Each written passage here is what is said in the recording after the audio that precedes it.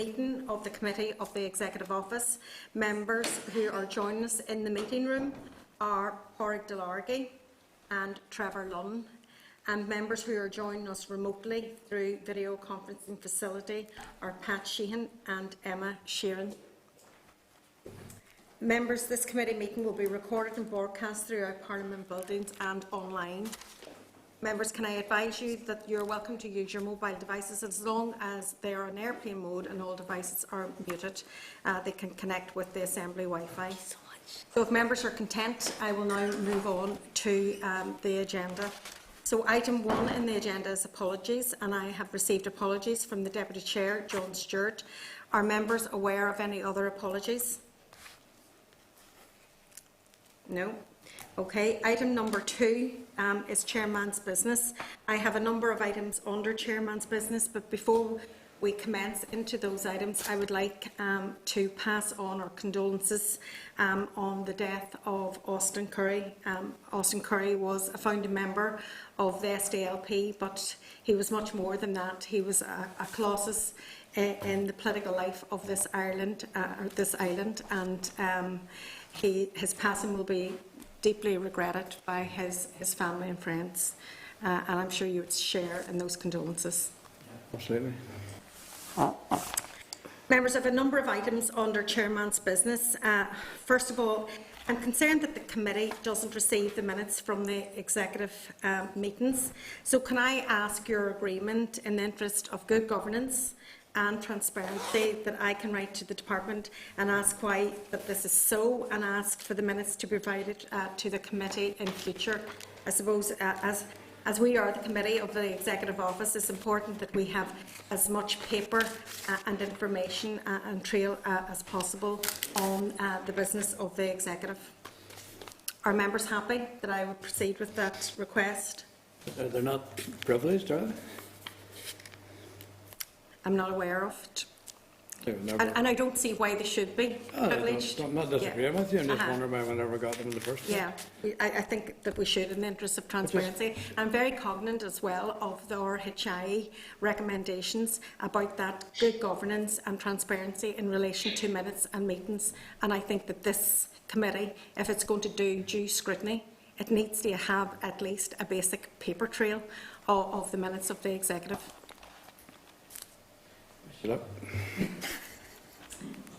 Okay. And the second item of business is I want to raise concerns over delays on the appointment of commissioners by the department. There has been no commissioner for public appointments since May of this year, and actually no commissioner for victims and survivors since August 2020. So can I remind members that the committee agreed at a meeting on the 6th of October to write to the First Minister and Deputy First Minister to ask for an update on both these appointments. So once again, I just want to stress our concern about the appointments and ask for a further update. Could we get, I know it's down the minutes a bit, but in the correspondence, but could we ask them, while we're asking about that, ask them what's the hold up in appointing the panel for the Bill of Rights Committee? Certainly will. We all know what it is, but let's just get it in writing. Absolutely, and we've got a letter in relation to that in our correspondence.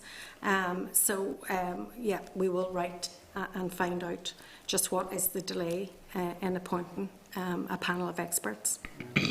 Okay. Item number 3 is members also wish to note my concern regarding Jenny Piper, the former interim head of the Civil Service, has been appointed as non-executive director of Firmus Energy. To me, that also raises 3 governance issues. First of all, why she was apparently not employed here as a civil servant, even though she was head of the Civil Service for almost a year. And 2, this means that she's not really subject to the rules in relation to the so-called, that revolving door process of movement between public and private sectors. And 3, whether it's actually appropriate for someone who was the former utility regulator to become a director of a company that she regulated until October of last year. I mean, these are real issues of governance at the very heart of who we are in this executive, this committee. So can I ask the committee's agreement that I write to the Executive Office to request an explanation regarding those 3 points and provide clarification on the revolving door policy and practice? Yep. Okay. Yeah. Pat, is it Pat? You okay? Right, okay. So also under Chair's business, can I update members on a meeting with the House of Lords Constitution Committee where members gave evidence on inter-parliamentary relations and devolution issues. One other member, Emma Sheehan, also attended. The importance of consulting people here and taking their views into account was stressed. I don't know whether, Emma, do you want to add anything to that as you were also at the meeting? Thanks, Chair. Yeah, I mean, I suppose the meeting was probably an interesting one. I don't know if I would say that it was anything more than that, because I mean, there was a wee bit of pushback to ourselves from some of the Lords who suggested that we were being listened to and listed, you know, the fact that we have 18 MPs in the North, 18 MPs out of 650. And even when we had DUP MPs part of the government in Britain, they weren't listened to. So there's an absolute lack of understanding, obviously, of the situation in the North, and I think we made that clear to them around, you know, the fact that we didn't vote for Brexit, and that a lot of the problems that are being listed around the protocol aren't actually problems at all, and in actual fact, most businesses here are welcoming of it and are grateful for the protections that it offered. So I think we put that across to them quite succinctly, and I know there was technical issues throughout the meeting, but thankfully it wasn't broadcast live, so no one else was privy to that. I've had nightmares about it since, to be honest, Emma. We had real technical difficulties, but also it was regrettable that there was no unionist voice at the meeting as well. From a chair's perspective, I had a briefing paper, and I briefed on a wide range of issues in relation to devolution and etc. But it would have been nice to have had a unionist voice at the meeting. But they definitely got a flavour of nationalism by speaking to both myself and Emma. And it was the day after they took the vote, the Owen Paterson vote. So they were talking about the state of the union, and at that particular point, it wasn't a dire strait as far as I was concerned. So also, can I inform members that the Deputy Chair and myself met informally yesterday afternoon with the new Permanent Secretary, Dennis McMahon, and it was just intended as a really just getting to know you meeting, and he looks forward, he's coming onto the committee now shortly. So also for your information, Mr David McAllister, MEP, and Mr Bernd Lang, MEP, the co-chairs of the European Parliament UK Coordination Group, which leads the European Parliament on UK issues, will be in Parliament buildings on Monday the 15th of November. They've asked to meet with members of the committee at 2:15 in room 115. Can I ask members to confirm their attendance with the clerk, just to make a wee note of it as well, because it would be interesting for some of us to pop along there, as these are the people that are actually on the Parliamentary Partnership Assembly from the European side as well. Okay. Item number 3 in the agenda. Members, the draft minutes of the meeting of the 3rd of November are in your pack on pages 6 to 12. Are members content that the minutes are a true reflection of the proceedings of the meeting? Sorry, could I just come in a second in regard to the minutes? Yes. There was a round of condemnations of the bus burnings, and that's reflected in the meetings.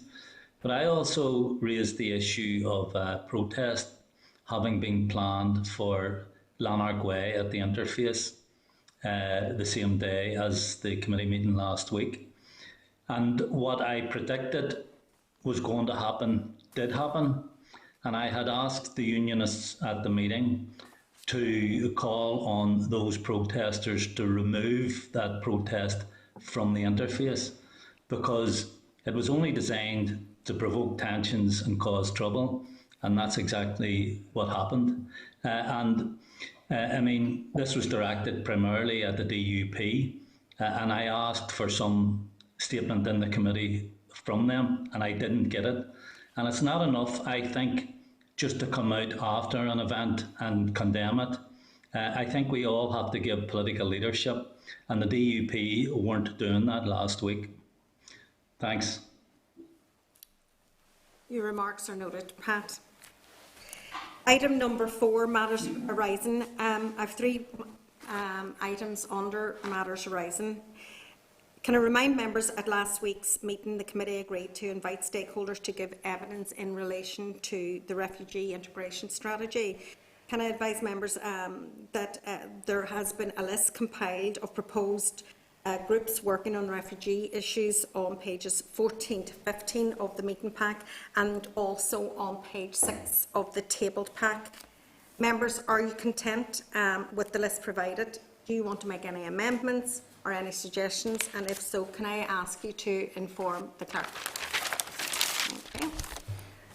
Also, at last week's briefing, the head of the civil service stated that the sub-regional equality is a matter for ministers to decide. Members, you will be aware that New Decade, New Approach states a top priority of the executive will be to develop a regionally balanced economy with opportunities for all. Can I ask members for their agreement to write to the First Minister and to the Deputy First Minister to ask for details on how this is being fulfilled? In particular, why is sub-regional inequalities not addressed through the COVID-19 recovery plan? Yep. Okay. And the final matters arising is, you will recall that I gave you an update last week in the meeting with Lord Canal and the chairs of the relevant committees of the 3 devolved legislators on Monday the 1st of November in relation to participation in the Parliamentary Partnership Assembly. Members can refer you to the draft letter, which is on pages 3 to 5 of the table pack as a follow-up to that meeting. This concerns participation in the Parliamentary Partnership Assembly, participation in the meetings of the UK delegation, and provision of information. Members, if you're content that the committee co-signs that letter, I would seek your agreement. Okay. So item number 5 in our agenda is the oral briefing from the Executive Office Permanent Secretary. This is our first oral briefing this afternoon, and I want to welcome very warmly Mr. Dennis McMahon to his new role and to his first briefing of this committee. You're very welcome. You're joined this afternoon with Karen Pearson, Deputy Secretary of COVID Strategy and COVID Contingencies from the Executive Office, and Gareth Johnson, Deputy Secretary of Strategic Policy, Equality and Good Relations, the Executive Office, and your colleague Tom Reid, Deputy Secretary of International Relations and EU Exit from the Executive Office. Can I advise you all that this session is not being recorded by Hansard, but a recording will be published on the committee website. And can I invite Dennis to give a briefing to our committee? Thank you. Thank you very much, Chair. Can I check first of all that you can hear me okay? I can hear you perfectly, thank you. That's great, thank you very much. Well, look, thank you, Chair and committee members, for the opportunity to appear in front of you today, and thank you to my colleagues for coming with me that you've introduced. With your permission, Chair, I'll just provide you with a few opening comments to give you a feel for some of the issues ahead of questions, just to inform the questions.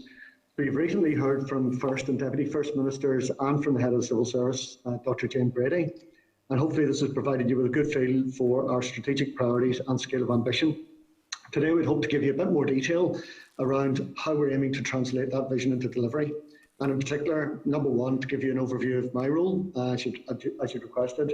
2, to provide you with a brief overview of the work of the Executive Office. And 3, a look at the approach that we're taking in support of the transformation programme that Jane mentioned last week. And we'd really welcome the committee's views on that programme, because we're at the earliest stage on that, and it'll be really important to build that into our thinking.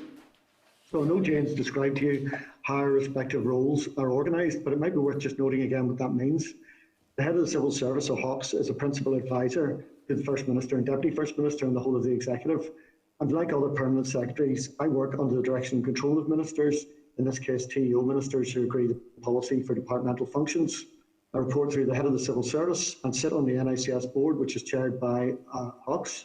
And I report to the Assembly as Departmental Accounting Officer, so I suppose I've got a lot of bosses in summary.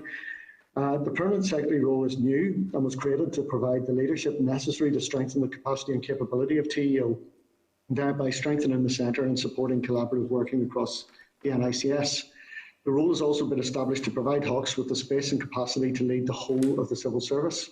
So we do have distinct responsibilities, and I have to say that's working out very well. But importantly, we also work closely together as a team.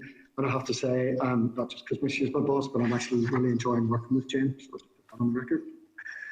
In terms of the role of the Executive Office, the Executive Office, or TEO, is fairly unique in some respects for a government department. We sit at the centre and we have a particular role in advancing cross-cutting issues on behalf of ministers and the wider executive. And that makes it a challenging and interesting place to work, particularly given the ambition of our ministers to make a real difference on the ground. And specifically as they lead our way through the easements to the restrictions, seek to progress economic, social and environmental recovery and to drive delivery for some of the most vulnerable people through TEO. And a common thread here is really the need to tackle ingrained societal harms with the aim of better life outcomes for the people we serve. So we're seeking to meet those challenges through partnership working, innovation and agile delivery, and really that's where we want to take the department. We want to become the centre of that, and we're not there. We've got some way to go, but that's our vision for it. And in common with all of the NICS departments, we also have a clear focus on delivery and outcomes for the people who live here. So I suppose it's worth saying a little bit about TEO as a department. So it's a relatively small department, and this year, 2021 to 22, our opening resource budget was some 120 million, and you've got some of that briefing before, with an opening capital budget of 15 million. And we've some 485 posts in our headcount, including 25 in the Office of the Legislative Council, which members will be very familiar with. But of those, 138 are vacant, so that's 28% of our total headcount. And importantly, over half of our opening resource position, 62 million, consisted of ring-fence budgets, including some 46 million of historical institution abuse funding. So it gives you a sense of what we've got to use. We are, however, an influential department with key coordinating roles in the COVID recovery plan, the Programme for Government New Decade New Approach, or NDNA, and contingency planning. We also have sponsor responsibility for a series of arm's-length bodies, commissioners and redress boards. And we have a key role in supporting Jane in delivering her vision of a transformation for the NICS. So I'll talk about that in a moment, if that's okay. In terms of recent achievements, it's obviously the COVID-19 pandemic has been a huge focus for TEO over the last 20 months. Officials from across the NICS have put in a huge amount of effort into responding to the pandemic, and TEO was at the heart of that effort. And I suppose what I want to say is I'd like to thank and pay tribute to my colleagues, including and especially those here today, for what they've achieved and sought to do over that period, and actually at some personal cost to colleagues generally, who have really felt the stress of this. So over the last 2 years, the spotlight has been understandably on tackling the COVID pandemic, but a considerable amount has also been achieved in our standing programmes at the same time. We've sought to progress a broad range. And that's been important to us because the needs and aspirations, again, of the people who live here at the heart of our programmes. Delivery is very important in the context of that. So the First Minister and Deputy First Minister recently touched on some of the key achievements, but just wanted to say give you a few more just to give you some facts and figures, because I know, Chair, that's something you're really keen to get. And I think important in saying that every number has a person. So we've used a lot of numbers, and that's great. But actually, it's also important to remember these are individuals we're talking about. So within the delivery space on historical institution abuse, at 30th of September 2021, 2,006 applications received. Panels considered 1,548 applications, and we've had determinations of 28 million and paid out 24 million. Victims and survivors of troubles, the Victims Payment Scheme for people living with permanent disablement, opened for applications on 31st of August 2021, which was hugely important.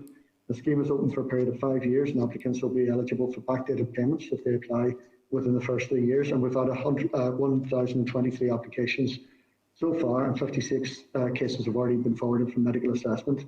And I think what's important, because I was here in a previous life in OFM DFM, the Victims and Survivors Service has really reconfigured itself into a person-centred organisation, and that's been crucial for the delivery of this, and it's something we need to keep at the heart of what we do. 86 million has been allocated from the Social Investment Fund programme budget, 66 projects, 9 zones, 47 capital projects and 108 premises, and 19 revenue projects. We've had 39 capital projects, 100 elements have completed construction, and to put that into context, that means 58,000 people have benefited from SIF revenue, 6,000 in employment and training, 29,000 in early intervention, and 22,000 in education. And we've had 349,000 benefiting from operational capital programs. So again, it gives you a sense of the scale that we're talking about. Likewise, in terms of urban villages, we've had 508 programs involving 80,000 participants and more than 970,000 attendees at events across the 5 urban village areas in Belfast and Derry, Londonderry. And some 45 urban village capital projects are now completed with over 320,000 users, 1,250 programs, activities and training courses delivered, and 586 construction and administrative jobs created. So 86% of participants in these have improved cultural awareness, and 88% feel more strongly that their culture and traditions of different backgrounds adds to the richness and diversity of our shared communities. That's fantastic to see that. And 92% have improved mental health and well-being. And on racial equality, the crisis fund has doubled to 200,000. We've had over 1,700 beneficiaries in 2020 to 21. Minority Ethnic Development Fund has been increased to 1.2 million per annum. And one of my first priorities as Permanent Secretary was to convene a stocktake of departments, just as an opportunity to take a more structured approach to our collective priorities in terms of race equality, which include initiatives such as DFE's European Social Fund project, which is 5,500 minority ethnic participants, with many moving into training and employment, and the Hate Crime Advocacy Service set up in the justice sector.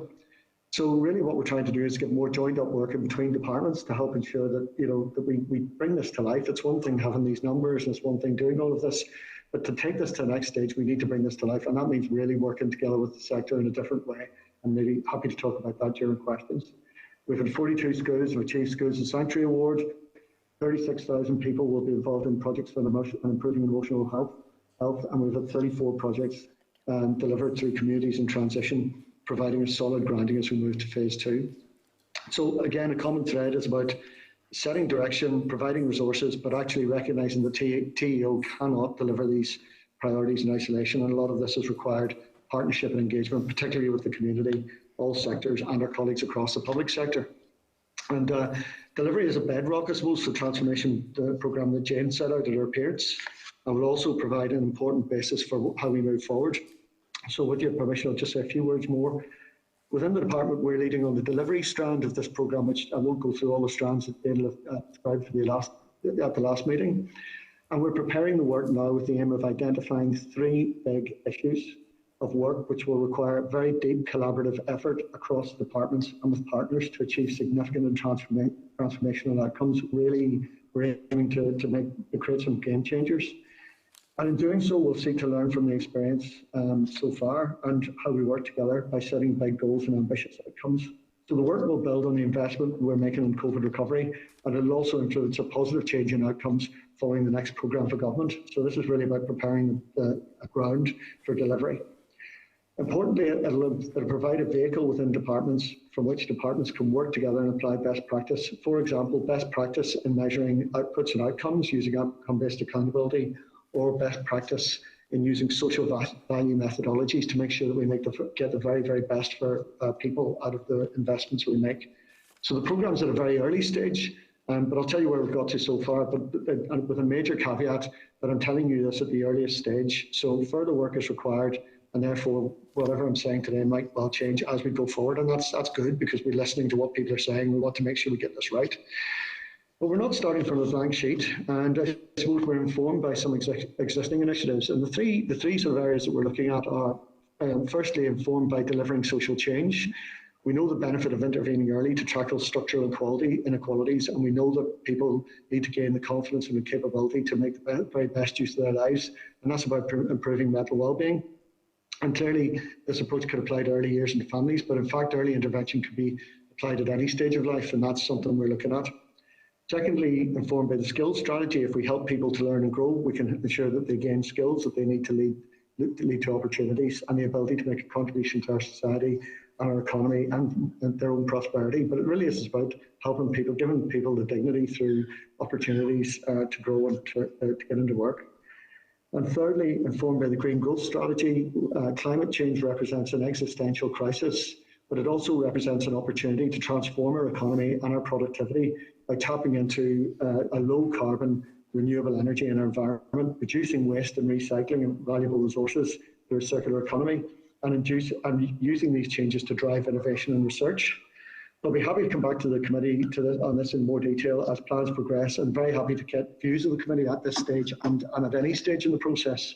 And of course, in the meantime, always happy to take on board any other thoughts or any other stakeholders of the perspectives.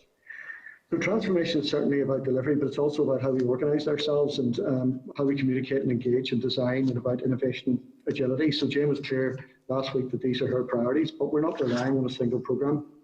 Officials are making preparations to seek views from stakeholders in the community on violence against women and girls. And the strategy's direction and focus will be evidence-based. By that I mean, if it's to work, it must be informed by research and by the lived experience of people here and by our understanding of what works in other jurisdictions.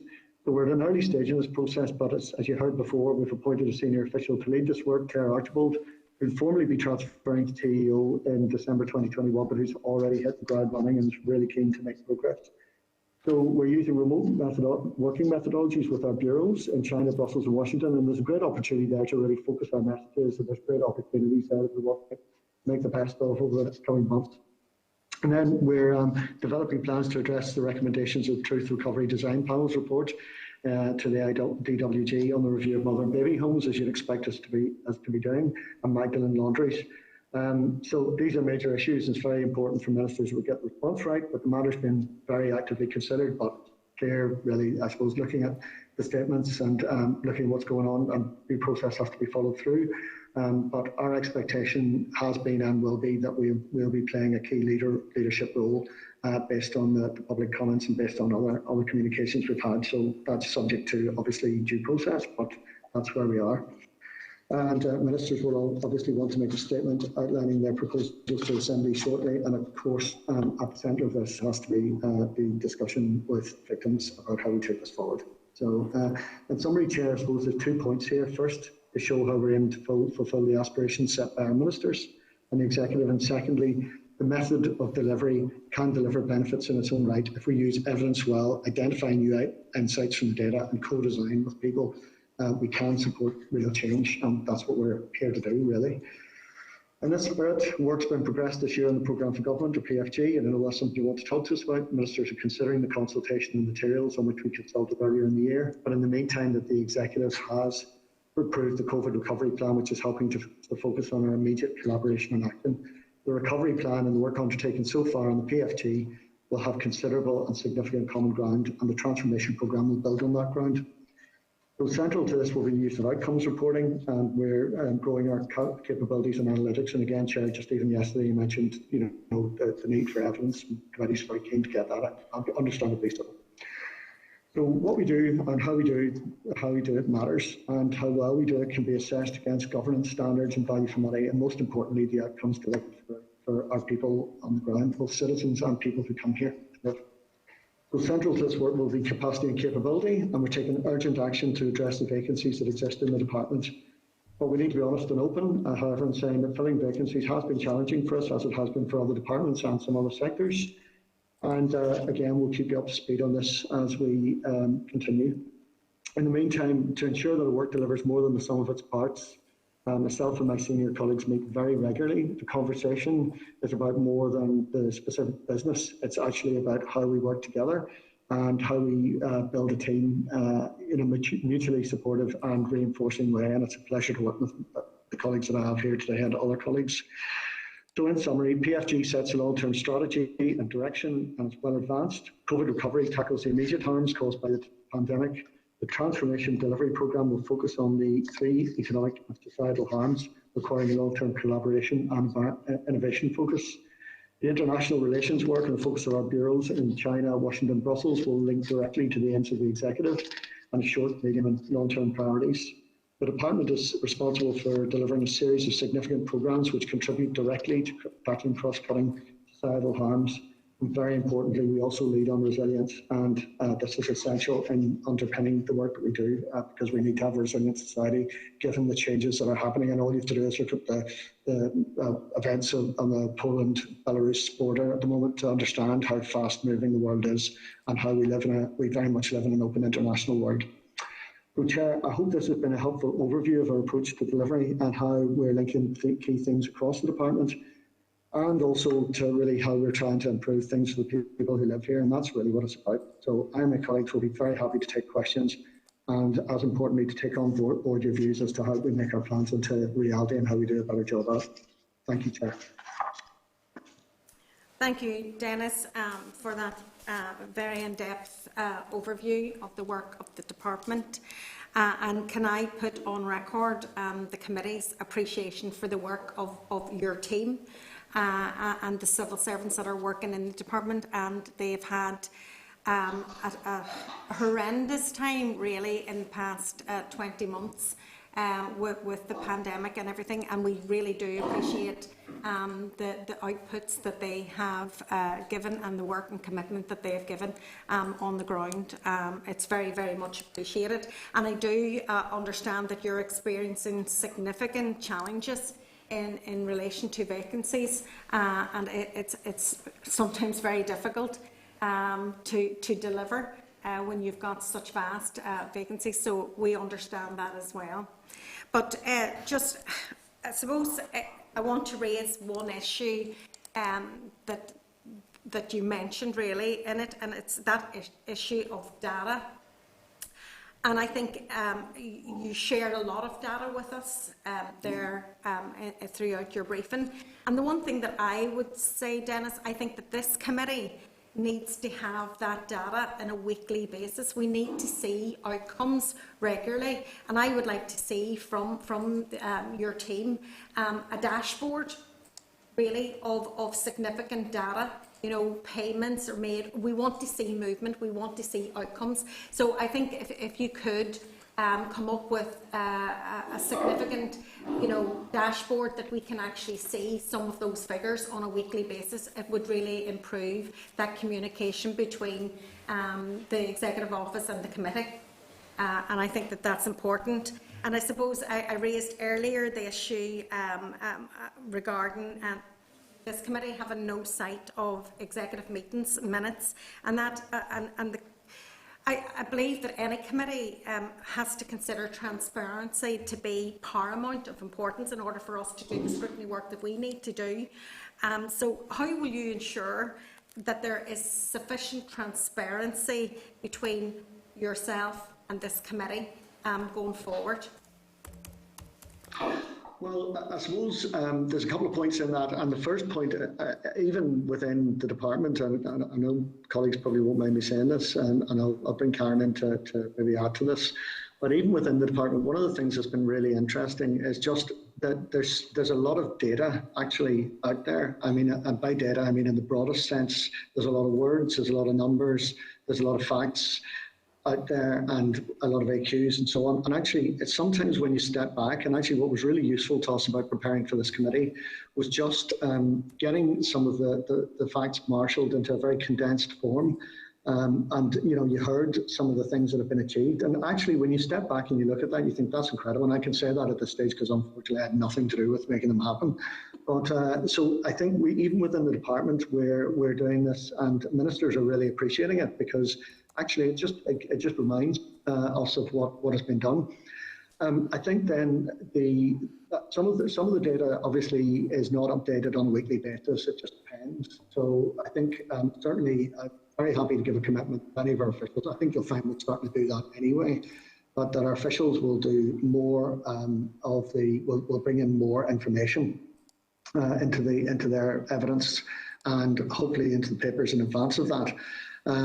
As for a dashboard, we're very happy to look at that generally anyway and see what we can do. And obviously anything that we bring to the committee, we put through ministers, so it would need to be something that ministers would be comfortable with. But we're put it this way, one way or the other, our ministers and yourselves expect us to have information. You want numbers, you want facts, and that's something we'll try to focus on. Apart from anything else, it also helps us to focus our briefing, that we're not producing hundreds of pages of material that isn't really helpful. So I don't know, Karen might be able to provide a little bit more granularity to that. Actually, come on. Thanks, Dennis. Can you hear me okay, Chair? Yes, I can. All right, thank you. So Dennis had covered outcome-based reporting in his opening comment. I'll just maybe say just a little bit more about that and why we think it's the right way forward. So the three things that we're looking for really is how much have we done, so we can measure things. Secondly, how well can we do it, and that gives us a bit of a governance framework, and that provides avenue for challenge, which is really important as well. Are these really the right things to be doing going forward? And finally, how many people are better off? Who's better off as a result? And we think that, as Dennis said, that is the whole point of it, because we are directing public money towards harm and to improving people's lives. So we have to be able to say that has produced a better result. So within the department, I know Dennis and Jane are very keen on this. We want to deepen our approach to this. It's used in the department, but we want to be best in class, I suppose. So we are looking at how we embed that further into EEO and start to use that also as a communication tool, including with the committee. Okay, thank you. There is one other area that I raised yesterday when I spoke to you, Dennis, in relation to information again. One of the roles of this committee is to bring information into the public domain about developments actually in relation to Brexit. And for a committee to do its job properly, we would need to agree that it must, would you agree that we must engage in collating the appropriate data? For example, we've no financial or economic analysis supplied by the Executive Office on the impact of Brexit and the protocol, positive or negative.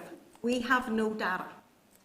And we are bombarded with third-party reports, surveys, observations, etc., on the impact of the protocol on us here in Northern Ireland. Yet there is a dearth of information that is generated by the Executive Office. I don't understand why. For example, in our correspondence today, we have a survey report from the Institute of Irish Studies from Liverpool regarding the Northern Ireland protocol. Where is the Executive's own analysis? How is this committee meant to respond to the opportunities, the challenges, etc. of Brexit and its impact on us here in Northern Ireland if the Executive Office hasn't supplied this committee with any analysis whatsoever, financially or economically? Where is the data and how can we get it? So I think I just touched on this yesterday, but I suppose one of the factors is that a lot of the data comes from individual departments, and some of it. So maybe just there's a couple of separate points. I suppose one thing is, in line with what I've just said, the more we can focus on numbers and factual numbers and pull that together, that's something that we do regularly from departments, and Tom can come in and talk about that in a moment. And certainly, I mean, factual information is absolutely fine. Where this can get challenging, and we didn't talk about this in any detail yesterday, but is around interpretations around the data. And I'm not even talking about political interpretations here, I'm actually talking about administrative interpretations. So, for example, in my old department, DERA, one of the things was we were responsible for the checks on SPS products coming in, and we had numbers, and we've got proposals from the EU, but to be able to assess those proposals, that requires a number of assumptions to be made before we could actually even sort of get into a reasonable assessment, such as, for example, if there's one check per lorry, what does that mean, and what sort of check, what sort of paperwork is involved.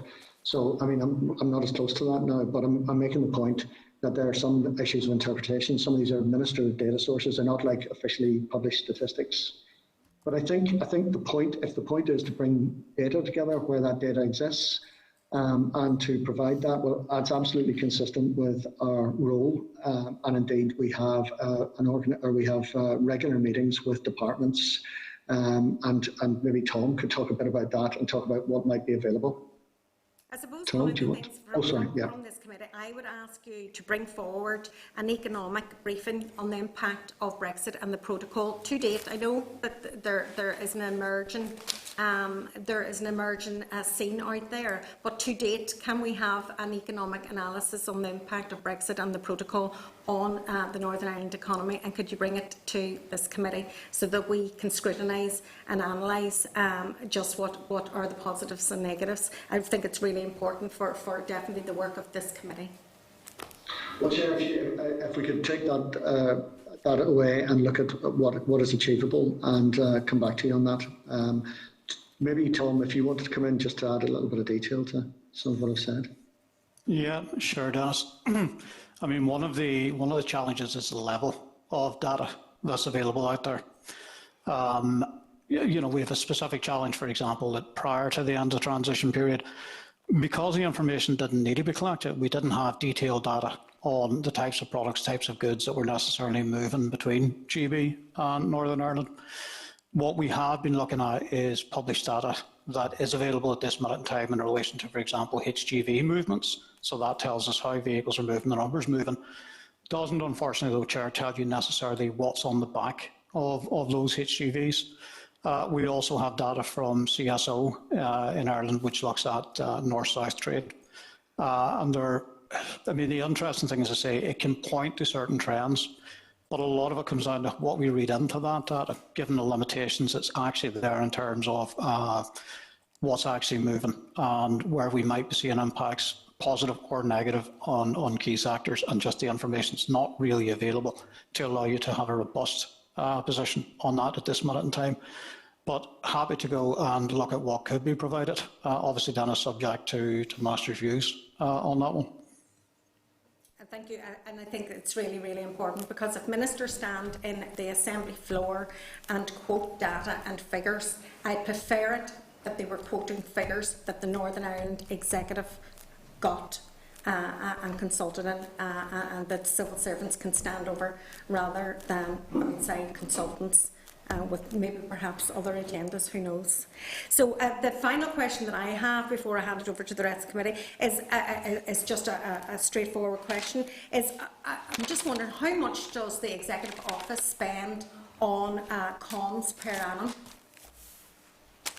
You know, I don't know that I should have that specific figure, Chair, because you did mention it yesterday. But apologies, I don't actually have it with me. I'll take that away and come back to you with the phone number. It would be helpful. I just need to know if it's good value for money as well. Okay, so I'm going to hand it over to my colleagues here in committee, and the first one that has their hand raised is Pat Sheehan. Can we bring Pat Sheehan into the spotlight, please? Thanks, Sharon, and thanks, Dennis, for that presentation, and welcome you into your new role, and I hope everything goes well for you in that role. I was glad to hear you use terms like joined up thinking and working together, and I hope this committee is included in that. And I suppose to that end, it would have been useful if we had received your oral presentation in writing before the committee. And it's one of the complaints that this committee has had, that we haven't received papers, or papers have arrived late, and so on. So I hope you take account of that. The first issue I want to raise with you is the mother and baby homes, and you referenced it in your presentation there. And specifically around the recommendations of the Truth Recovery Design Panel, and who should have responsibility for implementing those recommendations. And I was glad to see the Deputy First Minister come out yesterday and take a decisive step and say that TEO should take responsibility for the public inquiry and the redress scheme. And we later had the First Minister come out and agree with that. So could you explain to the committee what the next steps are going to be in that process? Thanks. Thank you very much. I suppose the first step is we'll need to have further discussions with the victims and survivors. That's really what we need to do in the first instance. So we're just aware of that and aware of not wanting to go too far beyond that. I suppose our expectation is that we're going to be implementing the recommendations and that we're going to have a leadership role. Based on what's been discussed, again, I don't want to preempt proper due process around this either in terms of the executive and so on. But you know, we're clear about that, so I'm not making any bones about it. And I think part of that then will be about building up a resource capacity, because obviously there's quite a significant piece of work here. And from previous experience, when you look at the recommendations, there's a lot will go into that in terms of legislation, in terms of other aspects, redress and so on. So it might be helpful, if it was helpful, Gareth could talk about it in a bit more detail, but probably not much more, given that we're really in that early stage, and we don't want to we don't want to go ahead of the people who are at the centre of this. What I might add, Chair, is just that, well, as Dennis says, we need to engage again with the victims and survivors, and will be in the coming days. And we will be building up a staff team, staff resource. We've already started to identify suitable staff to be able to take this on, and that will need to be augmented into a substantial team that has the capacity to bring this work forward within the team skills that will be set. There are parts of those recommendations that require legislation, and so would need a bit of a longer time frame to be implemented. And it's important that we are open with victims and survivors about that and about the steps that will need to be gone through, about consultation and so on. But equally, there are key recommendations there, and indeed the panel specifically identified some of these, which could happen very quickly. And so, subject to final decisions, it would be important that we both move forward quickly on those and are seen by the victims and survivors to be moving forward quickly. I met a large group of victims and survivors on Monday. It was a challenging meeting, and rightly challenging, and I was challenged, even things like the language that we use in all of this.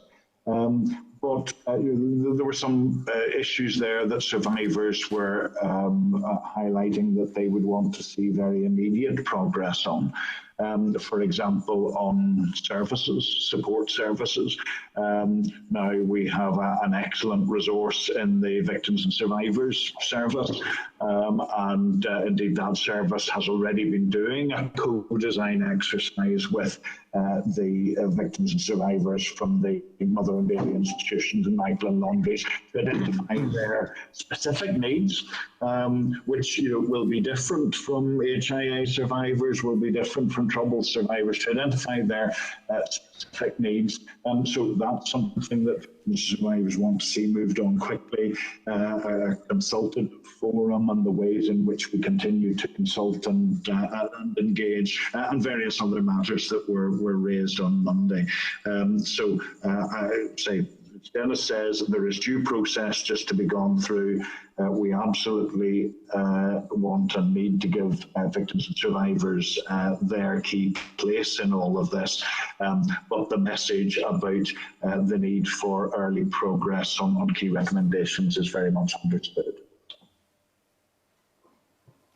Okay, thanks for that, Gareth, and thanks, Dennis. And I think it's important just to say that we need to learn lessons from the HIA process, that whatever mistakes were made during that process shouldn't be repeated. in this next exercise. And Dennis, I wonder, without trying to put you on a spot, could you give us some sort of time frame in which you expect to see some progress around this issue? Thanks.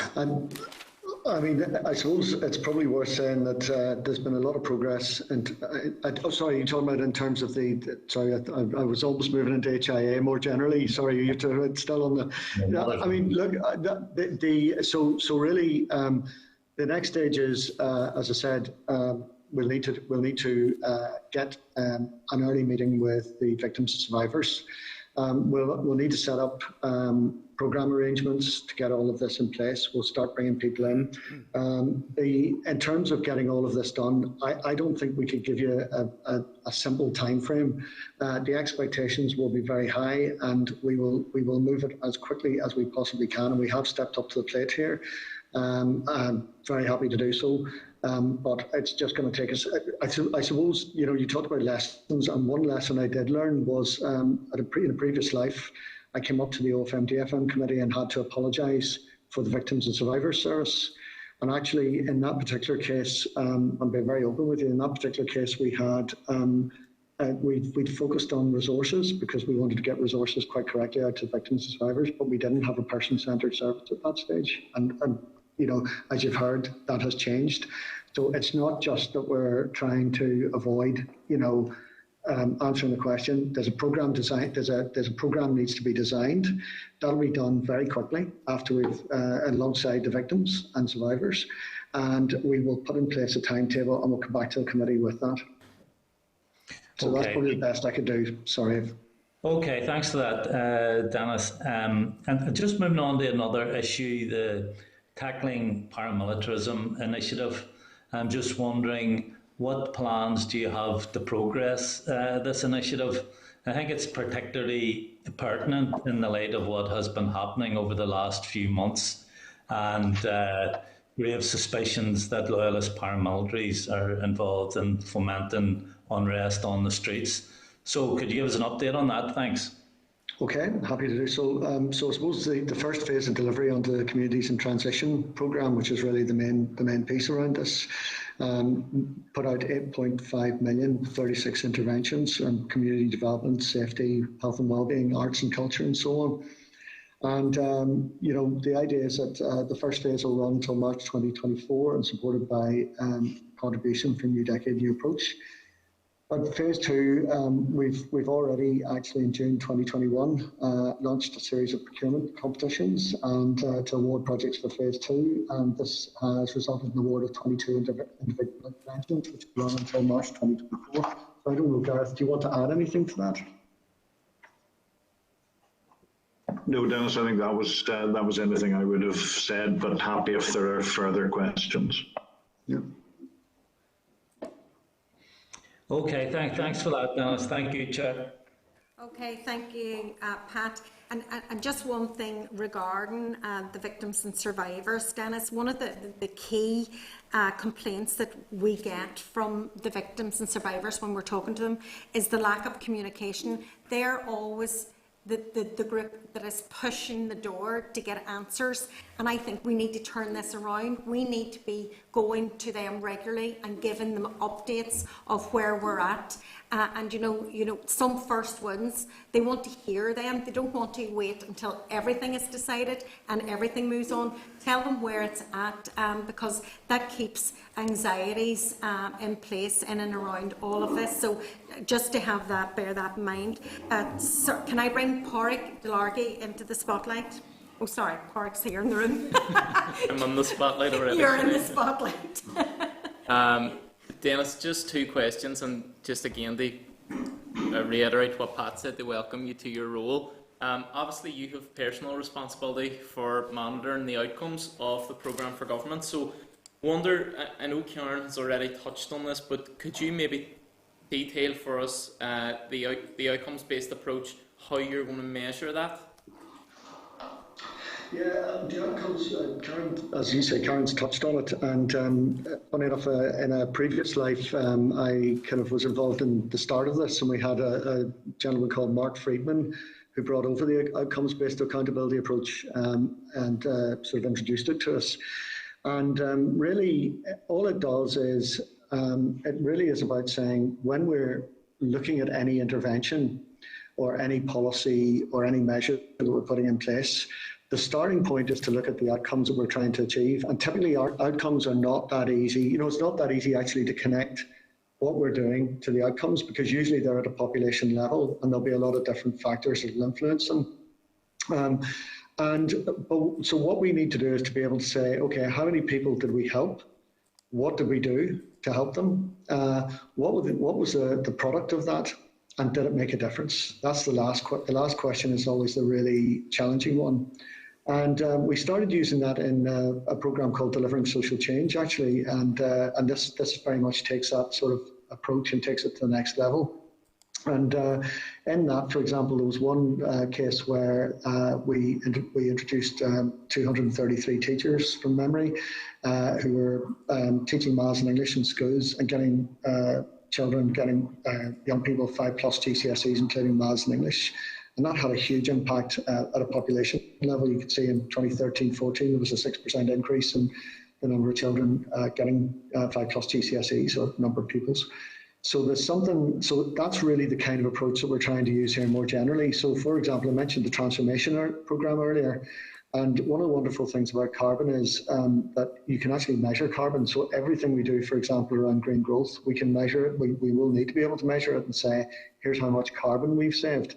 And actually, that's a great proxy for a lot of other good things, because, for example, we know that green lives, people who low carbon lives, are healthier lives, and we know that there's various ways that will benefit society. So I'm sorry, I could probably bore a bit from this, but happy to talk a bit more. I think that's useful, and having that kind of quantitative data rather than purely qualitative is obviously useful for us as well. Just on the programme for government, when can we expect to see the finalised programme for government? Because it's, I suppose, particularly crucial as we come out of COVID now. So is there a date that you could... Well, we don't have a date as yet, in that it hasn't been finalised to a point where ministers. We've obviously we did the consultation process. We've gone through we actually went through quite a significant process of consultation, including just going to see if I can find my various numbers that I have. I've got some numbers here on it. Might be helpful just to help the committee. 27 online events, 650 people, 450 different organisations, 416 responses received. So we've had a very significant response. Obviously, the document itself would give a sense of where we were going, and actually there was a great deal of support. I think it's fair to say, without giving anything away, for the outcomes contained in the draft framework. So we've got the shape of the thing, and we've also built on top of that with the recovery plan. But at this point in time, I can't give you a specific date as to when that'll be agreed, in the sense, and that's just about how we need to work with ministers to help to get it to the place where it can be signed off. But that's where we are at the minute. And Karen might want to. I don't know if there's anything else, Karen, that we can add to that. Possibly not.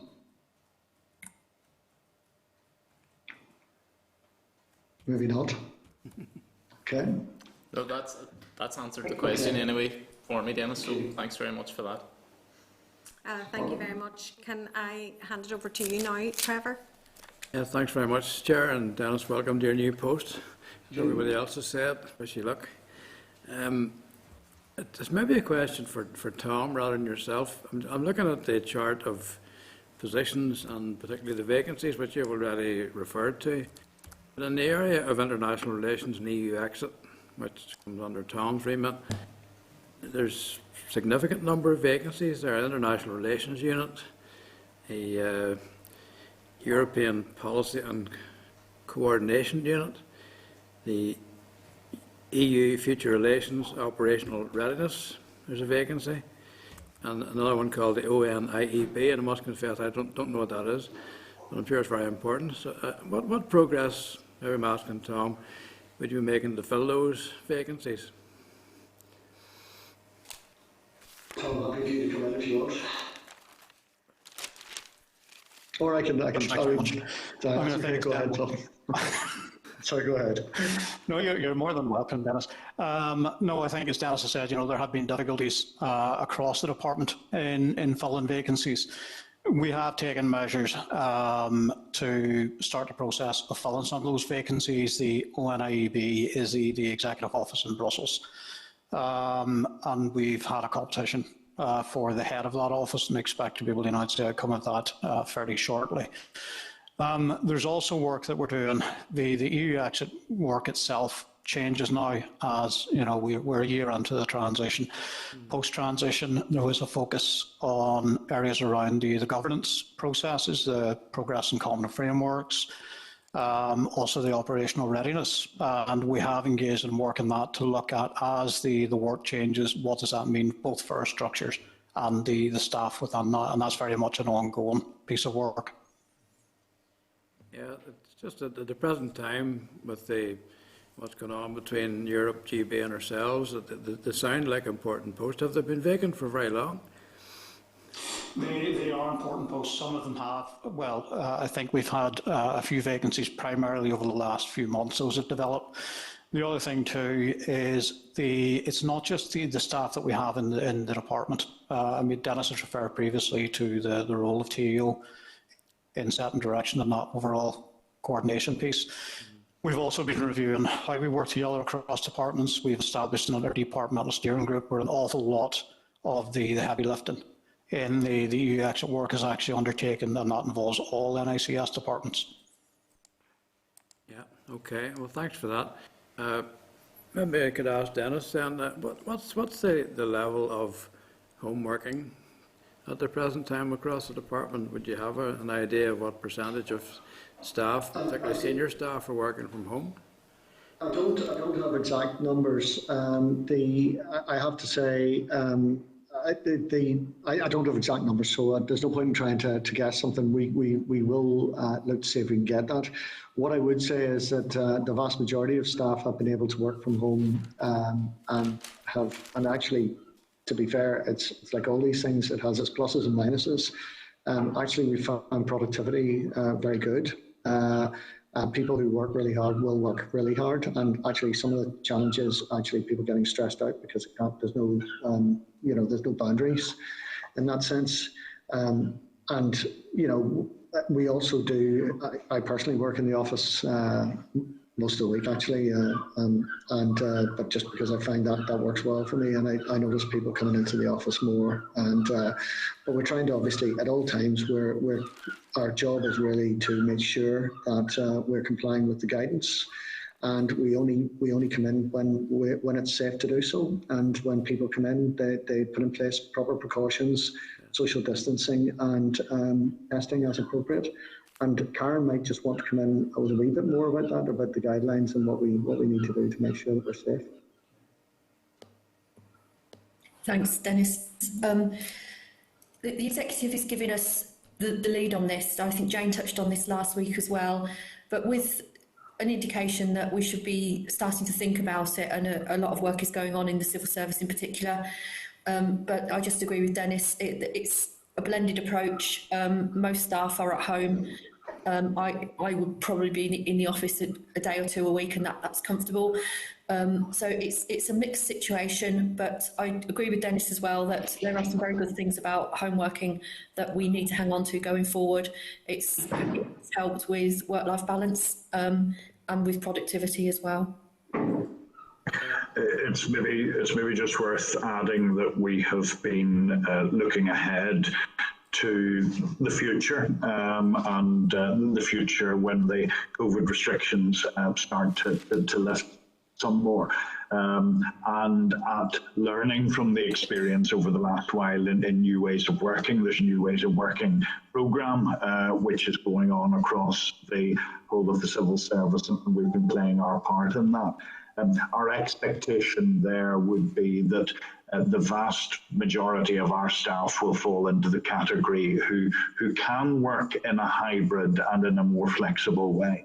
and our expectation for them would be that there will be a blend of office, home-based working, possibly working from other locations. There are new hubs that are being set up that people will be able to work from, maybe to avoid having to travel long distances into the office. I mean, some of this is about reducing carbon usage and green growth as much as it is about ways of working. So the expectation is that we will be able to learn from this experience and have hybrid ways of working going into the future.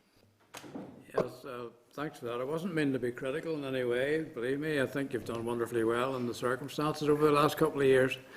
But I do look forward to the day when all this is behind us and you can make really reasoned judgments on what's the best way forward without having to consider COVID. That would be the main thing. I do believe there's certainly a place for what you call hybrid working, and particularly from people who live in Balik or somewhere. I mean, it makes perfect sense to cut down on the travel. So thank you, all of you, for that. Thank you. Thank you, Trevor. Can I bring in Emma Sheehan, please, into the spotlight? Thank you very much, Chair, and I would echo others' comments in welcoming you to the role, Dennis, and wishing you the best of luck. And can I just say at the outset, following on from Trevor's commentary there around at-home working, I don't know who is it that has the seagulls in the background, but fair play to you for being able to work with that. Can I just say, actually, Siobhan, who works with me, came in and closed the windows because it is actually seagulls around castle buildings. Just in case you think I'm on the beach, I'm not. It's the office. That's it. Either somebody has a puppy that is crying looking into the room, or else it's seagulls. So I was surmising that must have been what it was. But no, around the questions that I wanted to ask, I don't know if people were following the debate that was had in the Assembly yesterday around Pat Catney's period poverty bill, a really important bill that thankfully made it to the next stage, and there was a good debate around it, albeit with a small bit of politicking from some anti-trans individuals. That is regrettable, but that's the nature of politics in the north here, and some people are anti-rights, and we just have to progress on and do what we can. But I suppose it sort of relates to the question I wanted to ask around a gender budgeting approach to making policy, and I am bringing a gender budgeting PMB through the Assembly at the minute, and just wanted to ask what your plans were or thoughts were around ensuring that everyone receives the training that they need in order to consider the different impacts, particularly on women, and on the issue of periods for anyone who menstruates, however they identify, but just the different impacts that has for people in work, and how policy can reflect that and support people, as opposed to acting as another barrier for anyone that's already in one of the protected groupings. So we don't have a specific policy on this as yet. There is, this is definitely going to be an issue that will come to the fore through the work on violence against women and girls, because actually, I know from speaking with Claire, her thinking is around really needing to focus on the root causes and going back and looking at what the implications are. In a much broader sense. So this will definitely feed into our thinking through that route. It'll also feed into our thinking around the programme for government. And on that note, I think it might be worth Karen coming in to say a few words just about that, if you wish to, Karen. Sorry, apologies. It's a really important point. It's something that everyone's going to be talking about at some point with gender-based budgeting.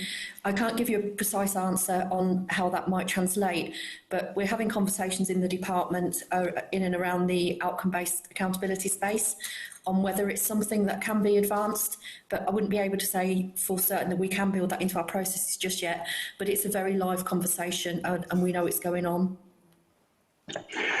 I could add, and it's not specifically about period poverty, but is about how we've been trying to take account of the aspects around gender. This is certainly a theme that is coming out from the review of the Victims and Survivors strategy, and there have been recent discussions with the sector on the themes that need special exploration for the next strategy, and gender is absolutely one, and we know how during the Troubles, during the conflict, women often treated differently from men, and the impact that that has had. The Victims Payment Scheme, there has been specific training that's been done on gender awareness, so that board member staff are alive to the specific issues on gender. Well, you mentioned period poverty, but just in relation to menopause, within the Executive Office, we've had a staff workplace health presentation on menopause, and we've been supporting a number of initiatives, including World Menopause Day. Certainly there'll be more to say on gender as the work on violence against women and girls moved forward. Thank you all for that. And I suppose, and I've raised this before, and I know Karen was in one of the briefings, I can't remember if it was last week or the week before, where we, I had asked these questions around, obviously, the disproportionate impact of the COVID-19 pandemic on women, and has shown us that our over-reliance on unpaid care and on people working in the home has had impacts then, and our caring economy and the value of that, and how much that is not accounted for. And I suppose around, we can see through NDNA, if we use that at the minute as our programme for government or as the objectives that we want to achieve, we can see that there is a heavy focus on tackling inequalities, and all the different strategies that are included within that are levelled at different Section 75 groups, and addressing the problems that are faced by different people based on their position within society and the background that they're coming from. So it just, specific actions to tackle, things like bereavement leave for people that have suffered miscarriages, adequate childcare, affordable childcare, proper services for women to allow them to enter the workforce, and all of that would have an impact. So I appreciate what you guys are saying around the violence against women and girls strategy, and a focus towards gender and gender budgeting, and it would be good to see some of these things actioned. I'm not sure if you guys can hear me, because I've got a wee spinning wheel right now. I can hear you. I can hear you fine. I was going to say, I should have probably mentioned this as well. Obviously, there's within there's a number of different ways that this is going to be looked at, but one thing is the transformation program, because, for example, we talked about, you talked about carers in particular, and there's definitely a gender specific issue there, and it's actually about how we value people. So a big part of the skills strategy is about how we make sure that we're not just, if people go into a caring profession, that they just don't go in and they're not developed. They get a chance to earn more. There's opportunities to kind of really support people. I think also around early interventions, when you look at what, the early interventions we've had in the past have all been family-based, and again, there's a disproportionate issue there for women, and that shouldn't be the case, but that is the case. And it's about actually how we provide support, and make sure that, we're intervening at the earliest point. And I suppose just to say, finally, Jane will have this very much front and centre on her agenda as head of the civil service, and I know she won't mind me saying that. Thank you. Yeah, I mean, it's one of the big, locally, care package provision is one of the big issues that I deal with as a constituency MLA, and it's something that I've been raising with the Department of Health sort of since I came into the role, and we had seen a break in that somewhat during COVID-19, and it totally exemplifies everything that we're talking about here in terms of people picking up that burden of care within the home, and that most of the time fall into women. But it also ties in, you know, Trevor's question around people working from home. We were seeing people working from home or on furlough, and what they were actually doing was picking up extra care and responsibilities in the home or in a family member's home, and then that pressure has all come at the one time. So, you know, anything that we can be doing to encourage people into that workforce and support them, and I mean that people can be in those roles in a stable way, then has the added benefit then of providing a service for people that should be there in terms of care in the community, and something that we should all be entitled to as part of the NHS. I just have two more points. I just want to acknowledge, I know Trevor had asked as well around the appointment of the panel of experts at the very beginning of the meeting, and obviously that's an NDNA commitment as well, and delivering a Bill of Rights for everyone would deliver rights for people, which means access to services and access to things that they should be entitled to. And the other thing then was just if I could get an update on the review for the HIA that we'd obviously all supported back before the summer recess. So Okay. Me, thank you. Okay, thank you for that. So I suppose the Assembly agreed to the review on the 5th of July, and there's been a lot of close working between victims, survivors, and Fiona Ryan on the around how that the terms of reference for that. Maybe Gareth might be able to give us just the absolute up-to-date position, but as of yet, we're still working on that, working through that. Gareth, do you want to just say something? Yes, we had a fair amount of engagement with victims and survivors groups on terms of reference in the course of September, October.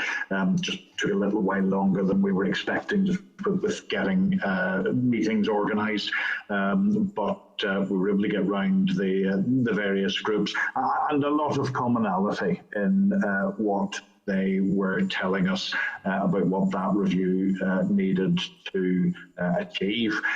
So in terms of reference was drafted on the back of those conversations. We shared that with victims and survivors in draft.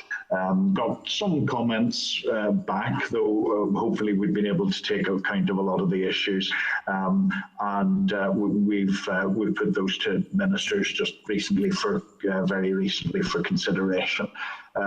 As you know, the aim is not to have an elongated, open-ended kind of exercise. The aim is for this to be short and sharp and to focus on the key issues that have been identified by victims and survivors, and to look to see where we can either address those with better information, better communications, and also where we can effect improvements. And that's the case right across the redress process, including in services, and including in information, and including in how we target things. Very useful engagement, terms of reference drafted, and we will look to move forward very soon. Okay, are you happy enough, Emma, for us to move on? Yep. Okay, can we put Diane Dodds in the spotlight, please? Thank you.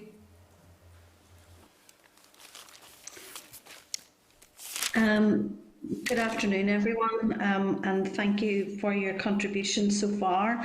So, a couple of questions for me. Dennis, you are happily responsible for the work of the Bureau in Washington, Brussels and Beijing. Can you tell us how you want to develop that, particularly the one in Brussels, which will change in its nature and become more of a mission to the EU than anything else, and how you see that developing? Additionally, can you tell us whether or not you've had any input from the Secretary of State over the additional funding? I think it was about 8 million that he made available to increase Northern Ireland's international footprint across the world, and whether that has been working well or working at all. I have no idea. Okay, thank you very much for that. I suppose on the first question, one of the things I suppose is we've been using technology, particularly recently, to get a much more joined up approach with the offices, and meeting certainly with political leadership and ourselves in the department, just to really get a very common approach. And the key thing here is about how we use all of our assets, because it's probably worth saying, you know this, but it's probably for colleagues, it's worth saying that we're part of the picture. I mean, there's a big presence in terms of Invest NI and other parts of the system that are working with business leaders out there. So what we're trying to do is to make sure that we add to that, and that's really about a number of things. First of all, around arts and culture, around the social capital that we bring, around the fact that we can actually, we have a broader span. The fact that we can, bring the First Minister and Deputy First Minister, their influence to bear at key points can make a huge difference. So what we're trying to do is to get a much more focused approach to that. That will apply to all of the offices. It'll also apply to, obviously, the Brussels office. And in a sense, regardless, the role here is about making those connections, making sure that we're learning what's going on, doing some horizon scanning so that we're learning and we've got a much more outward-looking approach in Northern Ireland. And at the same time, it's about using that approach to get some deals on the ground. I'll be honest with you, I just need to look into that point about the 8 million, but if you don't mind, I'll bring Tom in to just maybe comment on that specific point to see what's happened with that. And maybe it's just happened before my time, but apologies if I missed something here. Tom? Yeah, I mean, Dennis, I think you've covered it in terms of the Bureau and effectively what we're trying to do collectively with the Bureau, and more strategically focus that work. Goes back, I think, to your point at the start, about the focus and delivery and outcomes. And it's the role of the Bureau with other partners in supporting that. I think in terms of the Brussels office, there is an interesting point that the role of the office does change. Previously as part of a member state, there was a specific role for the office in engaging with the institutions. That's still going to be important. What happens in Europe is likely to be important and have significance for Northern Ireland. And I think the role of the office in being able to influence what happens there, work with departments here to make sure we have understandings of where the European position is going and what that might potentially mean for us across the board, is going to be equally important going forward. Sorry, okay, we'll come back to you on the 8 million then, but sounds like things. Yeah, okay. I think it was to be worked, probably to be fair, Dennis, through Invest. But I do think that it is worth bringing some coordination to bear on that, because I think that the potential is great in that we would increase Northern Ireland's footprint across the world. And that would be within, obviously, UK ambassador offices, that kind of thing. It'd be involved in that, but it'd be really, really good to do that, and particularly in the Middle East as well, which is a really important market for us. So I really think that's an important focus and something that we would need to look at. I'm not sure that I totally agree that the benefit is arts, cultural or social capital. I would really like us to see us be targeting investment and looking at the kind of things that will really add to Northern Ireland across the world, and really sell Northern Ireland across the world and all of the exciting things we're doing. The other thing that I wanted to ask you, I've a couple more questions, Chair. One is around victims and survivors. And as far as I am aware, and I could be wrong in this, but I know that you're reviewing how this works, etc., across government. But we have racial equality champions across government, we have diversity champions across government, but we do not have champions in departments that look at policy from the point of view of victims and survivors of the Troubles here in Northern Ireland. Is that something that you will consider? Well, first of all, can I thank you for the earlier heads up, and I'll be very happy to consider that as well, and we will follow up with and come back to you on that. Second thing, and that's on the 8 million. The second thing is when we were establishing the arrangements, we did set up a forum for victims and survivors. Again, Gareth can update me on that. I'm not aware of that being in place now. I know that the Victims and Survivors Service does work well across departments, but and maybe it's something that we just need to look at again. It might be an appropriate point now that we've got. I'm not talking. I mean, I understand the forum. I understand the Victims and Survivors Service. What I'm talking about are people who are embedded in departments. Who will look specifically at these issues from the view of victims and survivors. So in other words, to take Emma's point about women, you know, how will that impact on women whose husbands were shot dead maybe 30 years ago, who were told just get on with it? Really, I'm back in those people, and I want to know, can we do that? And in considering that, I mean, for example, youth, another of your priorities, we need to look at the impact of transgenerational violence, you know, across Northern Ireland. I'm looking for someone who's embedded in those policy areas. We will look at it from a particular perspective. This is an issue in terms of having departments tied into the victim strategy that we've certainly identified, and it's one that the victims' organisations have raised with us. Now, having a champion in various departments would be one way of doing that. Another way might be having a strategy implementation group that brought the relevant departments together, and that's also something that has been mooted. But absolutely, I think something we can do better this time is tying in the contributions of other departments. Now, we have been liaising, for example, with Department of Health on the establishment of a regional trauma network.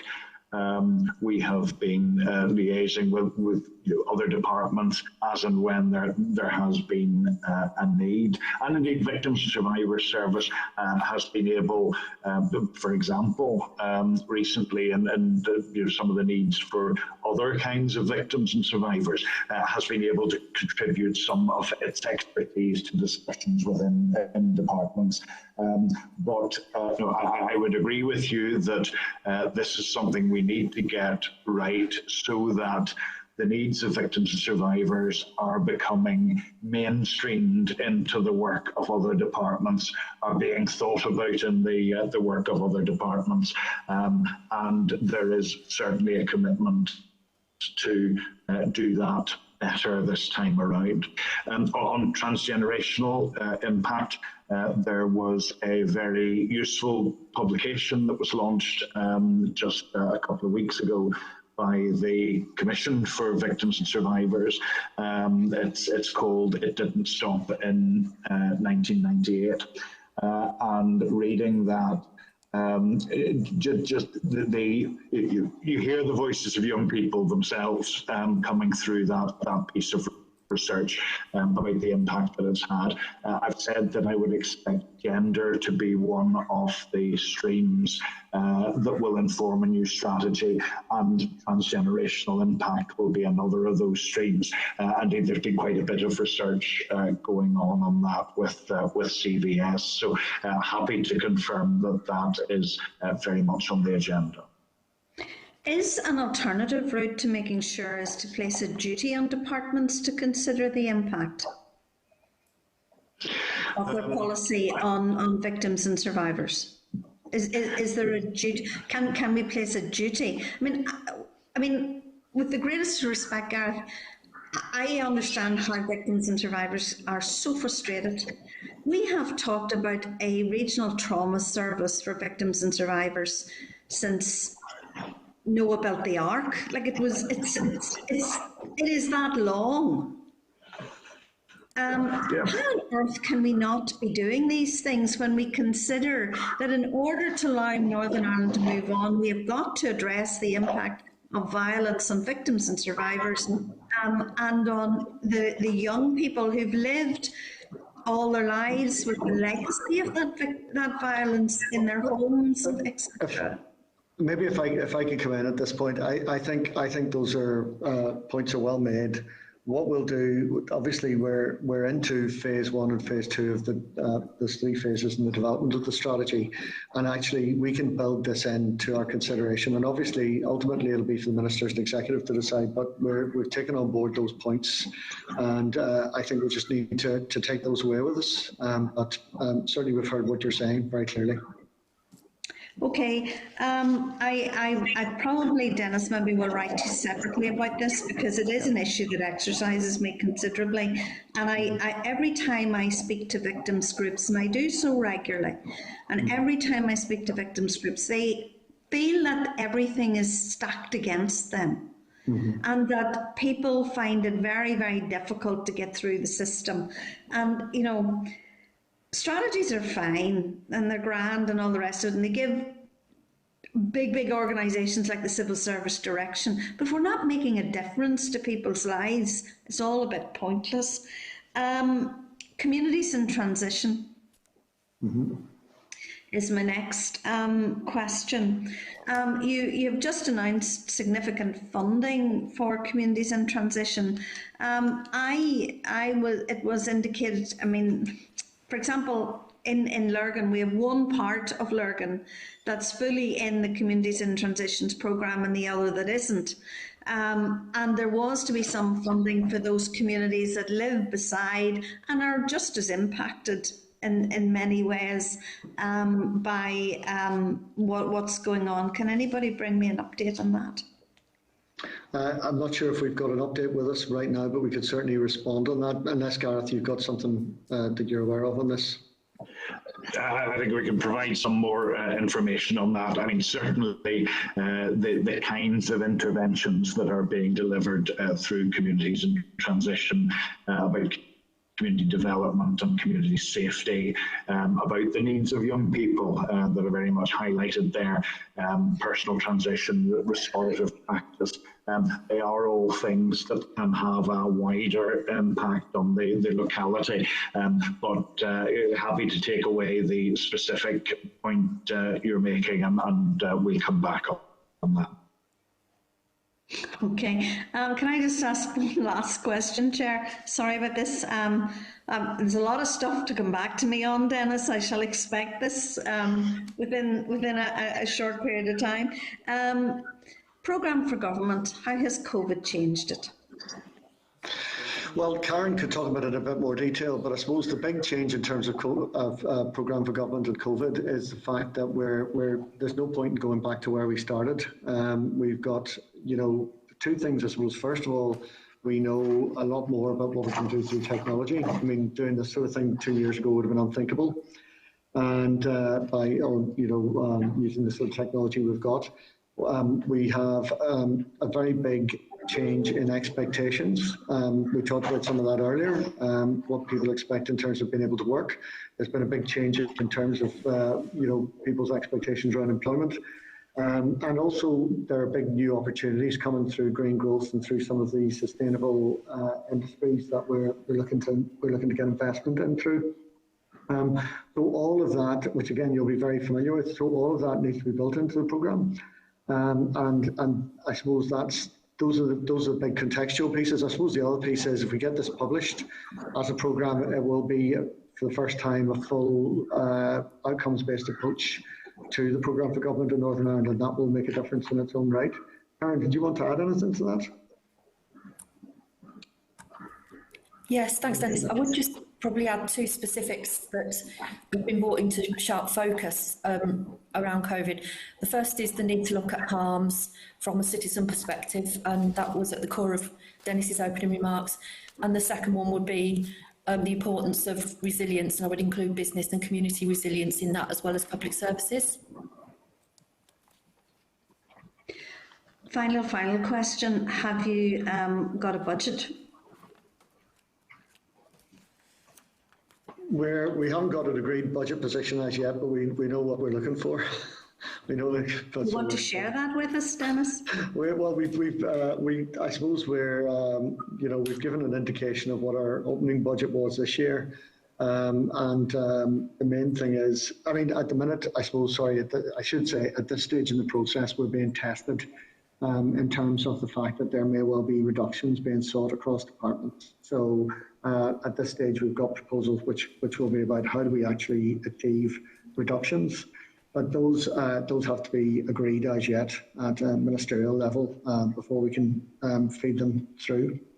Well, given that you have an idea of what the programme for government looks like, and you have an idea what you need specifically in TEO, do you have and will you share with us that expectation that you would have and what you need to fulfil the needs as you see them?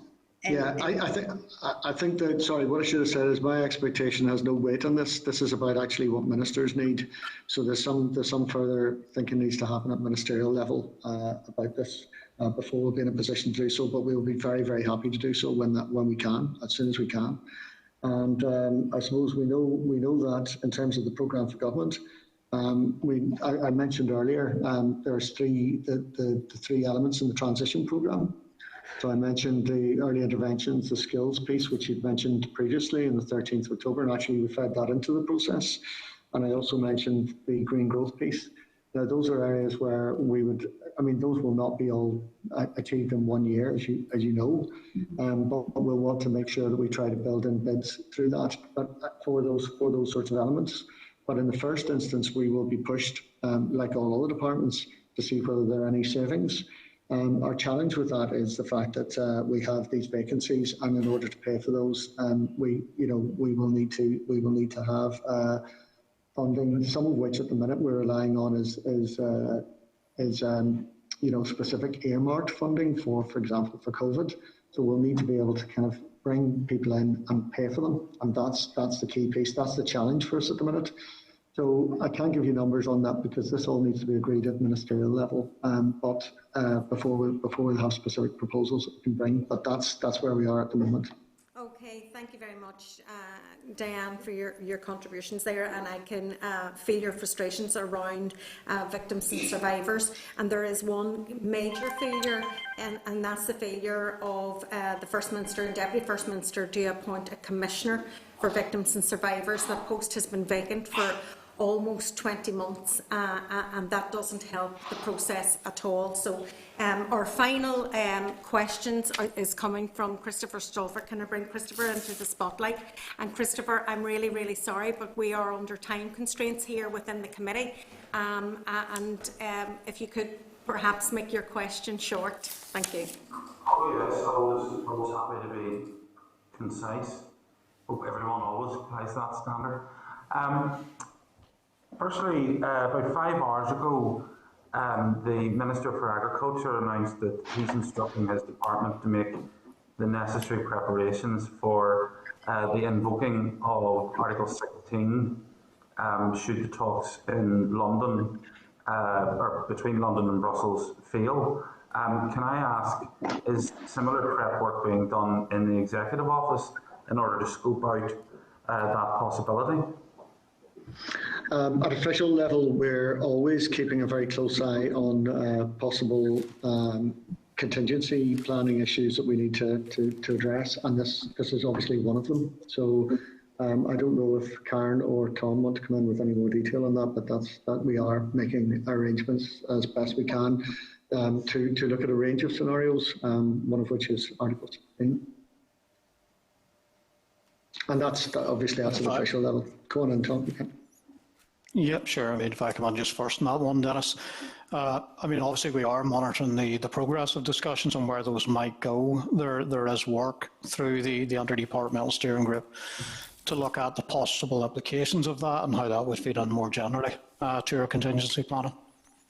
Okay, thank you. I have one second question, and it relates to the positive announcement by the First Minister and the Deputy First Minister in relation to taking forward the contents of the report into the mother and baby homes. One of the things that I didn't know that I now do as a consequence of some of the work, I didn't know that there were 4 laundries that operated in Northern Ireland. And we know what the nature of these places were. We know that they were, frankly, wicked in how women, sometimes very, very young women, were exploited and used effectively as slave labour. Coming out of previous examination of historical abuse, there was a consensus on this committee that those organisations who profited or who were responsible should be made to make a financial contribution towards the redress of their victims. These organisations, particularly if you're talking about exploitative slave labour, these people profited off the misery and the suffering that they doled out. So I'm just wanting to know, does the same principle apply? Will we be seeking contributions, financial contributions, as part of any redress, a scheme for those that were affected by mother and baby homes, laundries and workhouses? And then a secondary right, because sort of forced labour was involved, these people wouldn't have had national insurance or pension contributions paid by their employer because they were just used like slaves. So what redress, or what's the scope for redressing that wrong as well? Thank you, Chair. Those are all the questions that I have. So those issues are addressed in the report, and we will be, our expectation is we will be implementing the report's recommendations, and that includes reference to reparations. So Gareth, if you wish to add any more detail to that. Just to assure that while sometimes we talk about mother and baby institutions as shorthand for all of these institutions, very much the distinct experience of women and girls in the Magdalen laundries and indeed in workhouses. Those are the 3 groups of institutions that are included. We have to acknowledge that there are state responsibilities here too, but the desire that institutions should make a contribution is one of the specific recommendations that's coming forward from the Truth Recovery Design Panel. I just, the final point, not a question, so my concern, frankly, is that these institutions are dragging this out, and by the time we get to some sort of an offer from them, they'll be crying poverty and claiming that they don't have the resources to make a contribution. That's my concern. Yeah. Just maybe to update in terms of the contributions on historical institutional abuse, Minister's appointed Paul Sweeney as an independent facilitator. He has been having an initial round of meetings with the institutions over the last 2 or 3 weeks. Those are, I believe, concluding this week, and there'll be an interim report coming to the ministers. So I'd say Paul has injected a lot of energy and challenge into those discussions. I think we'll have a clearer picture of where the land lies in the coming weeks. Thank you very much. Thank you. Thank you. Thank you very much to Dennis and Karen, Gareth and Tom. That was a detailed briefing. I suppose one of the observations that I've made from right across the committee members, many of them refer to it, was the programme for government, or rather the draft programme for government. It's a fundamental pathway for any government to have actually a programme, and again this is a piece that is missing in this government, and we need sign off on it. And so people are really, confused nearly. We talk about the deliveries in New Decade, New Approach. We talk about deliveries in the COVID-19 recovery plan, because we don't have a programme for government, so we can't concentrate on just one plan. So if you take that away as well as another area that needs significant sign-off, this devolved administration has returned almost 2 years, and we still sit with the absence of the key document to deliver for the people of Northern Ireland. Okay, thank you very, very much to you and your team, and wish all of your staff the very, very best from us, and thank them for the work that they do. Thank you very much, Chair. Okay, thank you. Okay, members, that was probably a lot longer than we anticipated. We've gone over our times, but we now have our second oral briefing of the afternoon. It's a stakeholder briefing for travel agents coronavirus financial assistance scheme. If I can refer members to the pack, particularly for pages 45 to 118 of the pack, and pages 6 to 9 in the table pack of the relevant papers. Members, representatives from each stakeholder organisation is going to be given a 5-minute brief overview, and then there will be followed by 10 minutes of questions and discussion. The evidence session for each person will last, or for each body will last 15 minutes in total. So first of all, I would like to introduce who our representatives are. We have Sharon Thompson, proprietor of Thompson Travel. I can see her there on the screen. Damien Murphy, Managing Director of Tiered Travel and founder of Association of Northern Ireland Travel Agents. Heather Fielding, as well, from my neck of the wood, Managing Director of Gallagher Travel, and Abda, Council Representative for Northern Ireland, and the Joanne Stewart, who has been vital in updating me in all things Tourism Alliance in my previous role within the Economy Committee. So you're all very welcome to our committee, and I'm sorry if we've kept you considerably longer than you probably anticipated, but you are very welcome. We're glad that you are here. And before I do hand over to you, Sharon, can I say that I believe that your industry has been somewhat misunderstood throughout this pandemic, and I'm hesitant to say, but remains misunderstood, and the value of outbound travel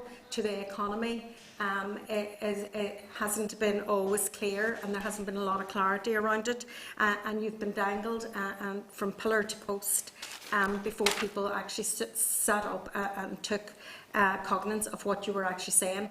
I myself do not know why the financial support is in this executive office at all. It should have always been in the economy department. We are where we are. We want to hear you. We want to listen to your concerns and see what we can do going forward. So over to you, Sharon. Thank you very much. I hope everyone can hear me. Thank you, Chair, and thank you for the committee for actually giving us this opportunity after 20 months to present evidence that we hopefully will allow you to fully understand the plight of our industry right now. The last 20 months have been pretty much hell for everyone who worked as a high street travel agency and other parts of that industry. Outside COVID itself, the media reported travel was the second most highly reported issue on all forms of media for the first 10 months. And the cry on TV was cancel, get refunds, know your consumer rights, and make sure your travel agent looks after your money. And that's what we have done. We have sat in our offices, we have phoned, we've worked from home. We haven't been able to remain dormant for the last 20 months or even during the lockdowns, because we had a lot of work to do, a lot of bills to pay and a lot of money to give back. In more recent days, the cry from all the consumer organisations is make sure you book through a travel agent, make sure your money's secure, and make sure going forward that you have the right protection for your holiday. So even that in itself has demonstrated to me and to all of my fellow travel agents in Northern Ireland, I think there's just shy of 100 of us high street offices, that the work we have done during this 20 months and also the value in keeping us going forward, because 67% of our Northern Ireland people who travel, not people who go on holidays as such, because there's a bit of a misconception that that's all we do. We send people to Benidorm to be like a chicken on a spit. We actually do a lot of different corporate travel, medical travel, We organise mission teams, people to visit their family, connectivity, and even placements for students and various things like that. So we're not just there to send people on holidays and not adhere to rules. We're there to look after the safety of our customers as well. But going forward, even to date and before the pandemic, 67% of Northern Ireland consumers booked their holidays through a fully bonded travel agent, and even the low fares airlines right now are coming back to us and saying, we want our customers to book with you. You're given that customer service, that face-to-face contact, and you're looking after all their needs in order to organise their travel. So I know I've only got 5 minutes, but the key thing here today is, yes, we're all here today to let you know that the agent financial system fell far short of what we have needed and the losses we have incurred.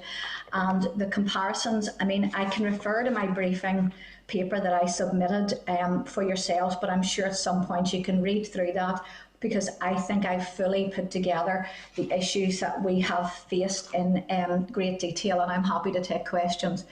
But I did notice, as an ex-civil servant myself and working for the Department of Economic Development a good 26 or 27 years ago, I'm fully aware of what happens in meetings, and I did work in a grant aid system with IDB House for money that was issued during the times of the Troubles to retain our job skills and our businesses. But I came across a briefing paper that I'm sure you're all familiar with, and I did refer to it in the paper that I wrote. And one clear paragraph in every single issue on a quarterly basis that struck me was the fact that, I'll read the paragraph out, some sectors have been more vulnerable to the economic impacts of COVID-19 than others. The accommodation and food sector, comprised mainly of hotels, restaurants and cafes in particular, saw the more than 80% of employees furloughed, a peak uptake of the scheme. The hospitality and entertainment sectors faced continued headwinds as further restrictions were imposed in autumn 2020. Not once in any paper has travel agents been mentioned, regardless of the fact that we are one of the main industries that have pretty much given back all of our profits from the previous year, cancelled, and pretty much operated on between 11 and 21% of our sales, but still had to continue to work and therefore not be able to avail of all the benefits that were given to other industries. I mean, I tried to think of ways I could put this over to you, but all I can say is we were branched in with retail, and retail in itself means the sale of a product to a consumer. We could technically sell. We were told we could work from home and sell, but we actually, none of our customers could avail of the product that we actually set our businesses up to sell. So therefore, we literally stayed at home and to date have been working to administer loss. We've had increased accountancy costs, we've had increased phone bills, we've even had increased merchant services costs to pay back the percentage of money that we've had to pay back to the consumers so that they got 100% refund. So we even lost out on giving them back the money.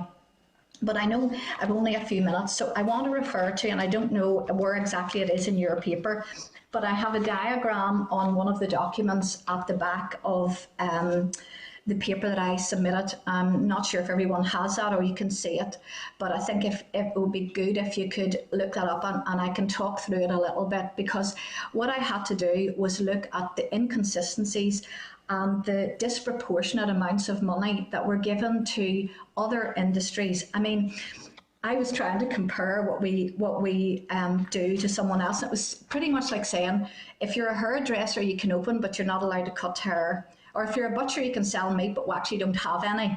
And that's the situation we were in, but we didn't fall into close contact services. We didn't fall into other industries where money was available readily and in different ways.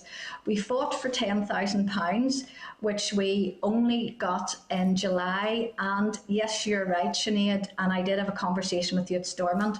We stood outside and wondered why on earth the executive, it took so long to get that money, and why we never were recognised as under economic development. I have stressed the point from day one, inbound tourism does not work without outbound. As independent travel agents in Northern Ireland, we contribute to committees. We sit with the airports and the airlines to look at what products sell, where we can send people to, and in turn those people come back to Northern Ireland. And Diane especially, I have sat in on quite a few sector meetings on Zoom over the last year and mentioned all these issues, and to be honest with you, they were ignored, fell within, oh, you had furlough, you had these schemes, you had that scheme, but not with the recognition of what was actually happening in our sector. And I thank you, Diane, because you did send me the invite to this evidence meeting. So under that table, just to give you an idea, of how we spent our money and how we tried to keep our businesses afloat. We all received the initial grant as ratepayers of £10,000, and that was back in the early days of April 2020. I used that money to pay April's wages, to administer 653 customers' travel arrangements in the first month of those whose money was due as a balance and those who could not travel. That we compared this, the only thing I could do was compare a high street travel agency who has an average of 6 full and part-time staff. There's 700 staff in our industry roughly, and there's less than 100 high street branches. So that's a pretty good average, and it's also my own business. So I'm using my own business compared to maybe a hairdresser with 1 employee and a rateable presence premises, and I'm taking that because I have friends who were in that position during lockdown. So the staff cost for me, I couldn't furlough staff fully. None of our travel agents could furlough staff fully. We were under a government licensing obligation to adhere to the rules and our licences. Under your own NI Direct Gov website, it clearly gives consumer protection and says what we have to do. We give back 100% refunds to our customers. We had to administer them. We were dealing with the world that was closed. So we had a longer period of time. Our phone bills increased, and we had to pay for our staff. So over the period of the last 18 months, I've spent £48,200 paying my staff to work to administer a loss, because that's what we had. We literally administered bookings to give back money, move money, and also have taken maybe at least 2 to 3 changes on people's holidays, because none of us could foresee where this would end. Then in that period of time, I had to make 2 redundancies. Almost 30 years in business, our family, 3rd generation business, I've never made a redundancy. I've never asked government or anyone for money. We have had a work ethic, we work for what we earned, and we build our business that way. And that will continue, staff will continue to reduce if we don't get help. The localised restriction grant, we only fell into the category to get that as listed at the times below, whilst others were allowed to avail of that money because they were classed as close contact, which I fully understand and I agree with. I have adhered to all the restrictions of COVID myself, but the point for us is we were not able to sell our product, but yet we were allowed technically to work from home, and that was very unfair to us as an industry. I was, at the latter part of the year, entitled to some of the self-employment benefits. To be honest with you, I sold my house and I downsized. Any money I received from government went straight into my business, and any salary I'd received in the previous year to counteract some of the losses, I actually gave back out of the sale of my home. So that's the state that I've got to. Now that sounds like, if I was in a normal situation with a business, I would have given up by now and said, if I can't run a business and my business is going to this level, why don't I just shut? But this was imposed on me. This was out of my hands, and it wasn't a situation that I asked for in my own right. So what I need to do now is regrow my business. I have a son who left living in Australia to come home and do the same job as me because there is a future in it. And that was what we did with that money. On average, we have refunded, as you say, £78,000 of money, and still some to be refunded. I've put in a moderate amount there because we had some moves, they've moved again, some people have had to cancel, and things are opening up a bit, but we don't earn any money until that client is paying their balance, which could be next Easter for some of those holidays. The travel agent grant, thank you for that. We got £10,000. It was a little bit of money that helped pay some bills. It paid my accountant's bill, to be honest. But one golf course in Northern Ireland received more money than all travel agencies put together. And that was a hard pill to swallow, to be honest. Our sales from the 1st of July 2021 to date, in comparison to pre-COVID, mine are down 79%. That will come. It will take a while. All the forecasts say that 2023-24 will be maybe a resumption to pre-2019. Other industries like a hairdresser reopened with 100% capacity and a waiting list and could get their money straight away, so their cash flow was improved. We couldn't do that. I have a bounce back loan of £48,000, which I have deferred payments for. I am very thankful that because I did sell my home, I did not have to avail of huge Sybil's loans, which I know a lot of other travel agents have had to do. Because the thing is, we all know that travel will resume. We all know travel will reboot our economy, and we all know we need the connectivity from Northern Ireland. I'm long enough in this industry to know that, and to know the benefits it has had to everything here in Northern Ireland, and even our knowledge of other countries and our acceptance of people and everything else has grown because travel has happened both in and out. So just to give you a summary, my losses on a very low scale, not including merchandising costs, printing, overheads or anything, are sitting at over £100,000, while other industries from the benefits they received either broke even or else they have actually made money from the benefits that they were able to receive from government. And that, to me, is my plight today. Why has no one owned us, helped us with funding, and even taken the time to consider that we have a value? We're a very small industry, but we're a very big contribution to the Northern Ireland economy. And I would like maybe some answers on that today. And yes, Sinead, one of those things was, who owns us? Can we get funding? Is there a time scale for it? And I suppose with less than 100 agents, I have asked for a £28,000 grant.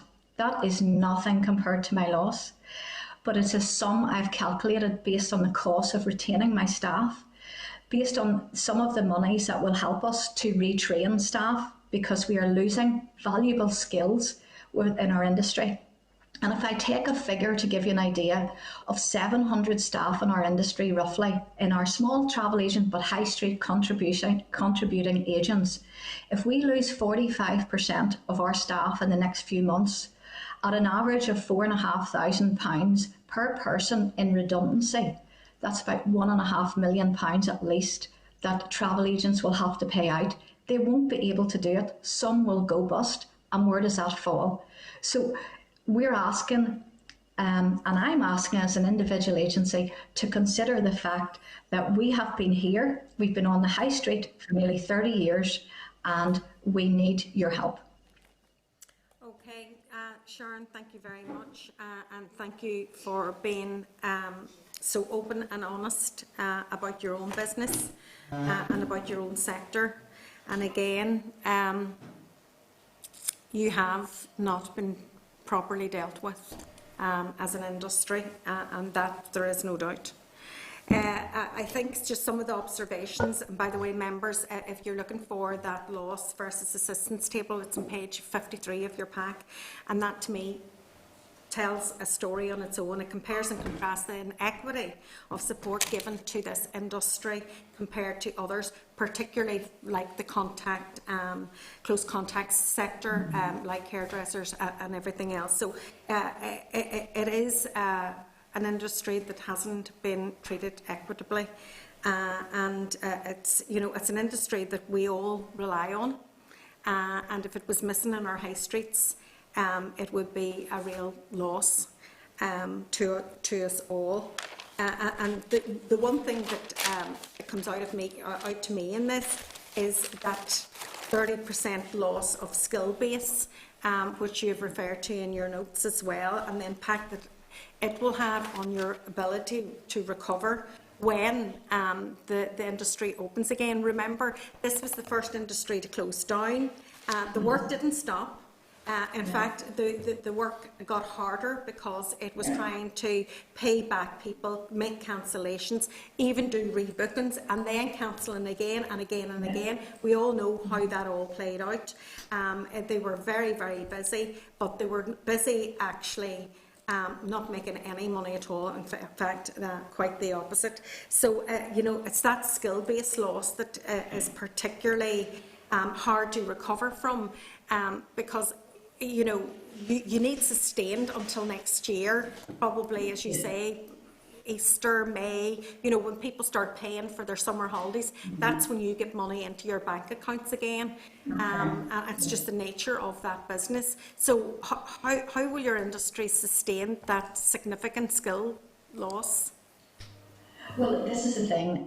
We're quite worried at the minute. Everyone in our industry is worried because I nearly have all of my staff have been with me since they started in their job, and I've trained them, and they have had the ability to go and travel and experience places, and they've wanted to do that because it's a career they've wanted to be in. We cannot look. We have seen the mental health effects on our staff. They have been working, they couldn't take second jobs and go off on furlough like someone else and make up the money that they would have had as a salary. They were on call all the time when we needed them to come back from furlough. So we are looking now to keeping the staff that we already have, the key staff, and they are also sitting in our offices knowing that sales are down by 70-80% and they have to regrow them. But the media coverage and the vaccinations and everything that's happening are all restricting what we can do for now, and people are still cautious of travel. And the phone calls we get is telling us, someone, we will go, can we go, do we need a vaccine, blah, blah, blah. But so we have a wee bit of uncertainty within our staff.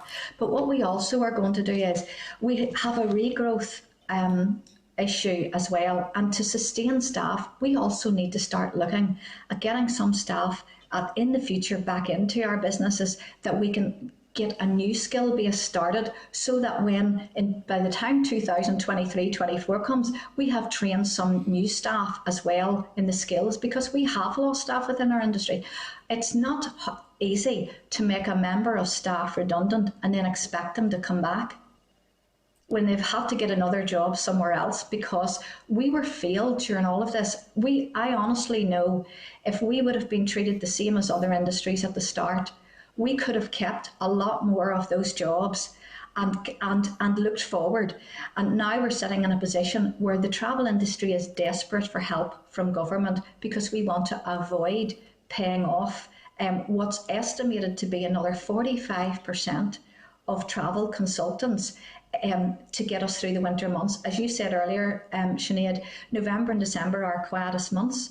We've always operated a travel agency on a January to October sales basis, because when November, December comes, just like the High Street voucher scheme, people are coming to looking at what they're going to buy for Christmas. The day after Christmas, Boxing Day, the TV ads are on for going your holidays.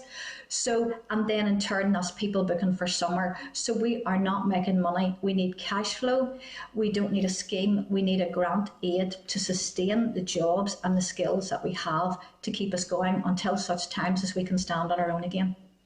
I'm going to pull Paul again for one question. We have 3 other presentations after yourself, so I'll get round the rest of the committee, because it'll be the same type of questions that everybody will be asking, so you can save them up. I'm not ignoring anybody. So, Paul, okay.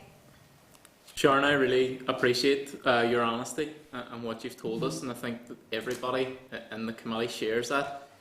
I do have real concerns that Diane Dodds is with us in the committee today. She was the Economy Minister when she refused to take on travel agents. So rather than perhaps ask you a question, I think we should go to Diane Dodds, and maybe Diane, you can outline for us why you refused to take on the travel agents, because since November 2020, Sinn Féin publicly called on you to implement the scheme and you refused. So can you explain to us and to Sharon why you did so?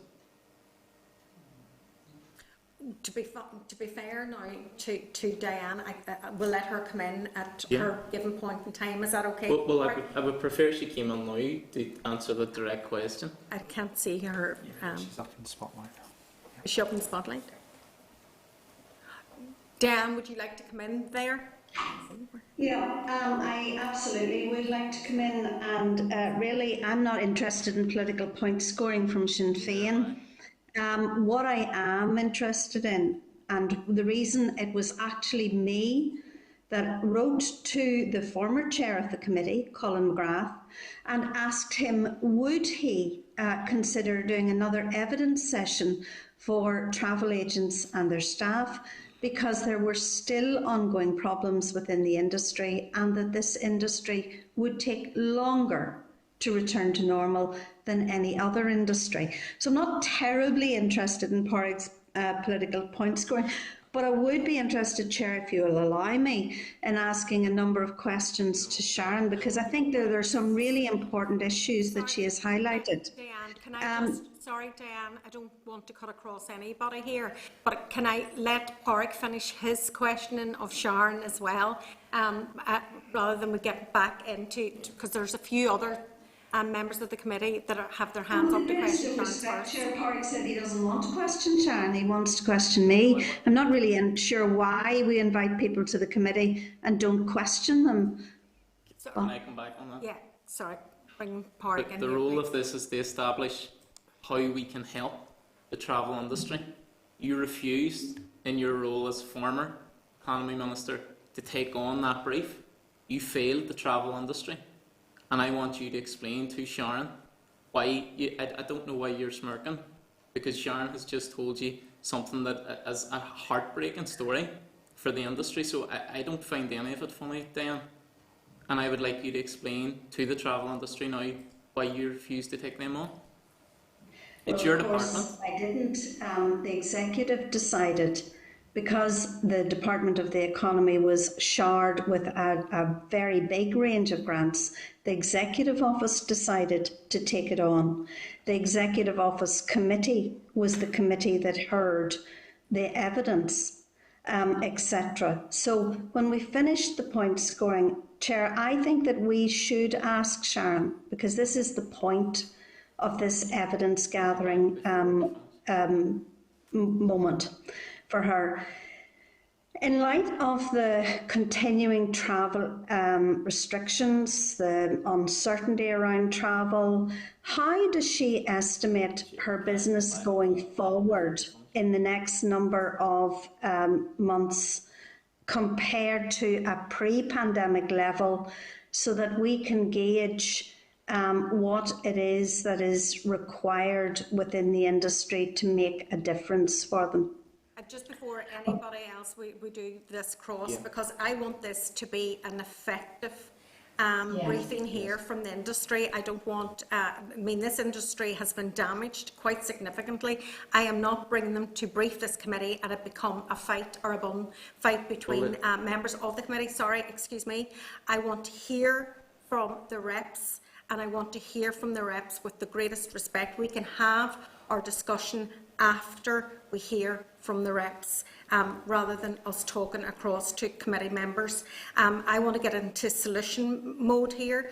This industry needs help. It needs our help into the future. It needs a restart grant. I want to make sure that we listen and we hear correctly what they need, instead of asking what previous decision and the decision-making processes that has happened in the past have not been good for this industry. Let us not make another mistake in this committee by getting caught up in anything else. I want to hear from Sharon. I want to hear questions and how we get solutions from this committee. Sorry. There's a point of order just before we finish. Okay. This department or this committee have had to take on the scrutiny role, and the Executive Office had to take on because the economy failed to do so. So they didn't choose to take it on. They had to take it on because you failed to do so. So I think, as you say, Chair, we should go back to Sharon now and to hear how that impacted. We've already heard the real impact that that's had on the industry, and I think that we should hear. You haven't answered my question, Dan, but we'll move on from that and just accept that you're not going to do so. But I think we can go back now and hear from Sharon what impact that had on her. Right. Well, thank you everyone that has spoken so far. Chair Sinead, I really agree with you. The past is gone now, and I can understand from a government point of view from day one, no one knew this would last so long. No one knew the impact it would have in the long run. And we're a very resilient industry. We've been through September the 11th, volcanoes, earthquakes and everything else there is that happens in the world that impacts us where other industries don't notice. So we're very resilient that way.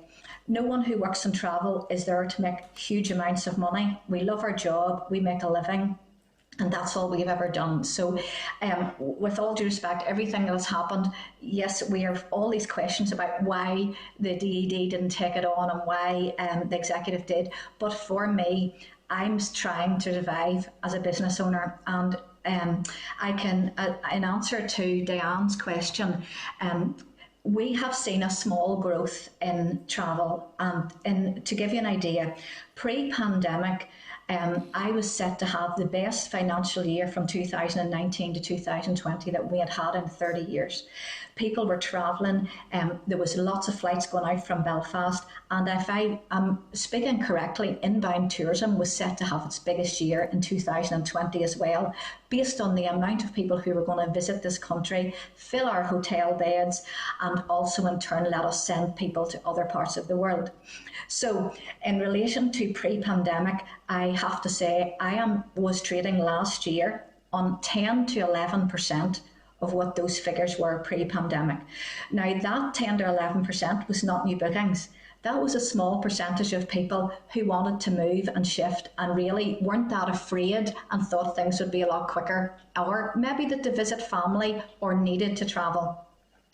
In the last few months since the vaccine programme has come out and various things have happened, there's been another small increase in sales. I would say that's more so since August of this year, because bear in mind that when other industries were allowed to open in April, we pretty much had a lot of restrictions to July, and then we had a red and green and amber list. So we've just had an absolute what would you say, I don't know, pot of things we've had to deal with. But there's been looking forward in a general percentage of people of travelling. So I would say in this financial year, which my financial year ends in March coming forward, we've increased to sales of around 21%. Now, that is a far cry from what we need to keep the jobs. Our biggest overheads in my industry are telephone and staff. That's the two, and our computers and all things like that. Because bear in mind, we're a third-party agent who earns a commission on our sales. We don't own anything. We can't reprice it, overprice it, do anything else. We work within the commission, and we work within the flights that are available to us to sell. In November and December and January, February, March are what we would class our winter months before Easter. There's a lot lower capacity in flights that are going out, and there's a lot lower desire to fly. That is our period of time where we could have got cash sales, where people are coming in to book to go to the Canary Islands or Spain or something like that, and therefore we would have been able to achieve some cash flow and money and earn some profit over that period of time. With the uncertainty of travel, I don't expect that people will start to fully fly again till at least Easter. We do have people inquiring, and we do have people looking to book. Now, to give you an example of travel, and if you've travelled yourself, a lot of people come to travel agents to book family holidays, cruises, trips around the world, visits to family, mission teams. They're all booked around a year in advance, 6 to 12 months in advance. So what we're looking at is clients paying us a deposit that's required by the provider that is passed on immediately to them. Therefore, it's up to 8 weeks before someone travels till we receive money. Now, if you do a calculation on that, that doesn't stop my rent, it doesn't stop my overheads, my staff costs and making those bookings. But I really don't see an achievement of any money to cover costs until at least April of next year.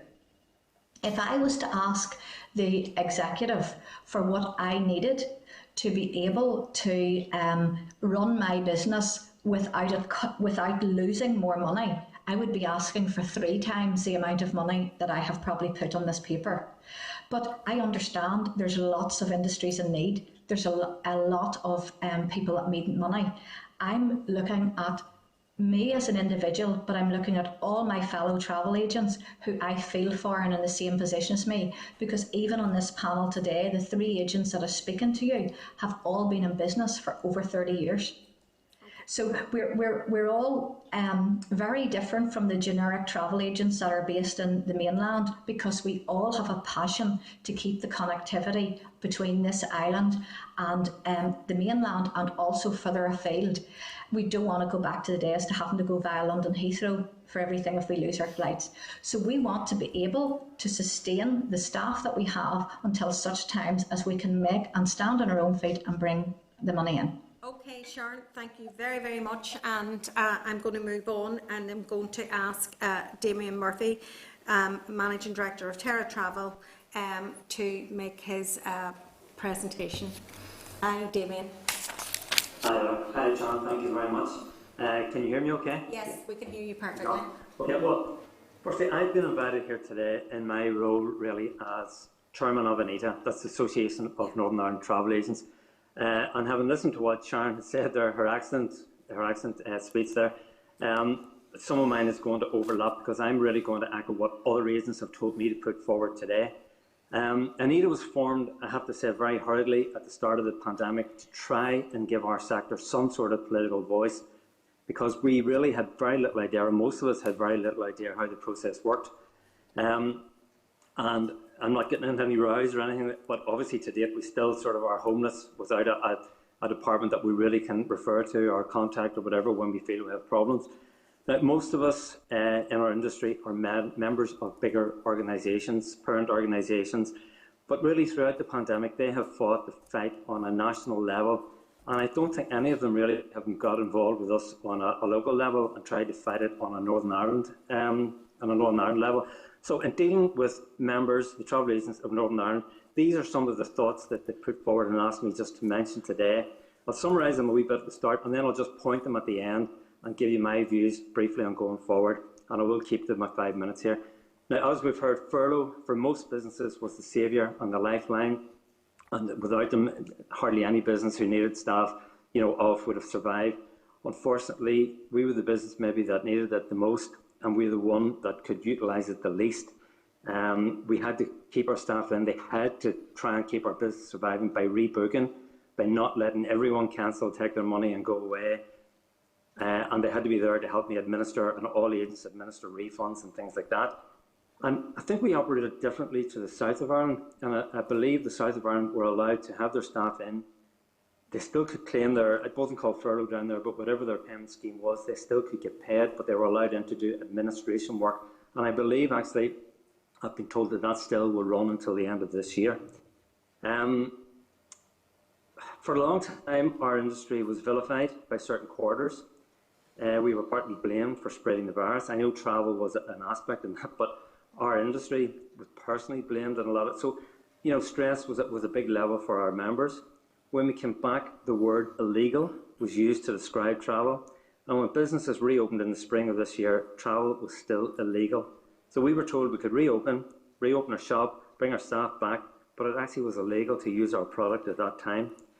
Quite a number of our employees have drifted away from the industry. A number of others were made redundant.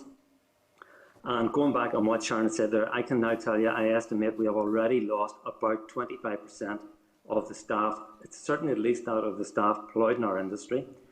Each individual shop is operating at a turnover of roughly 11% of what they would normally expect.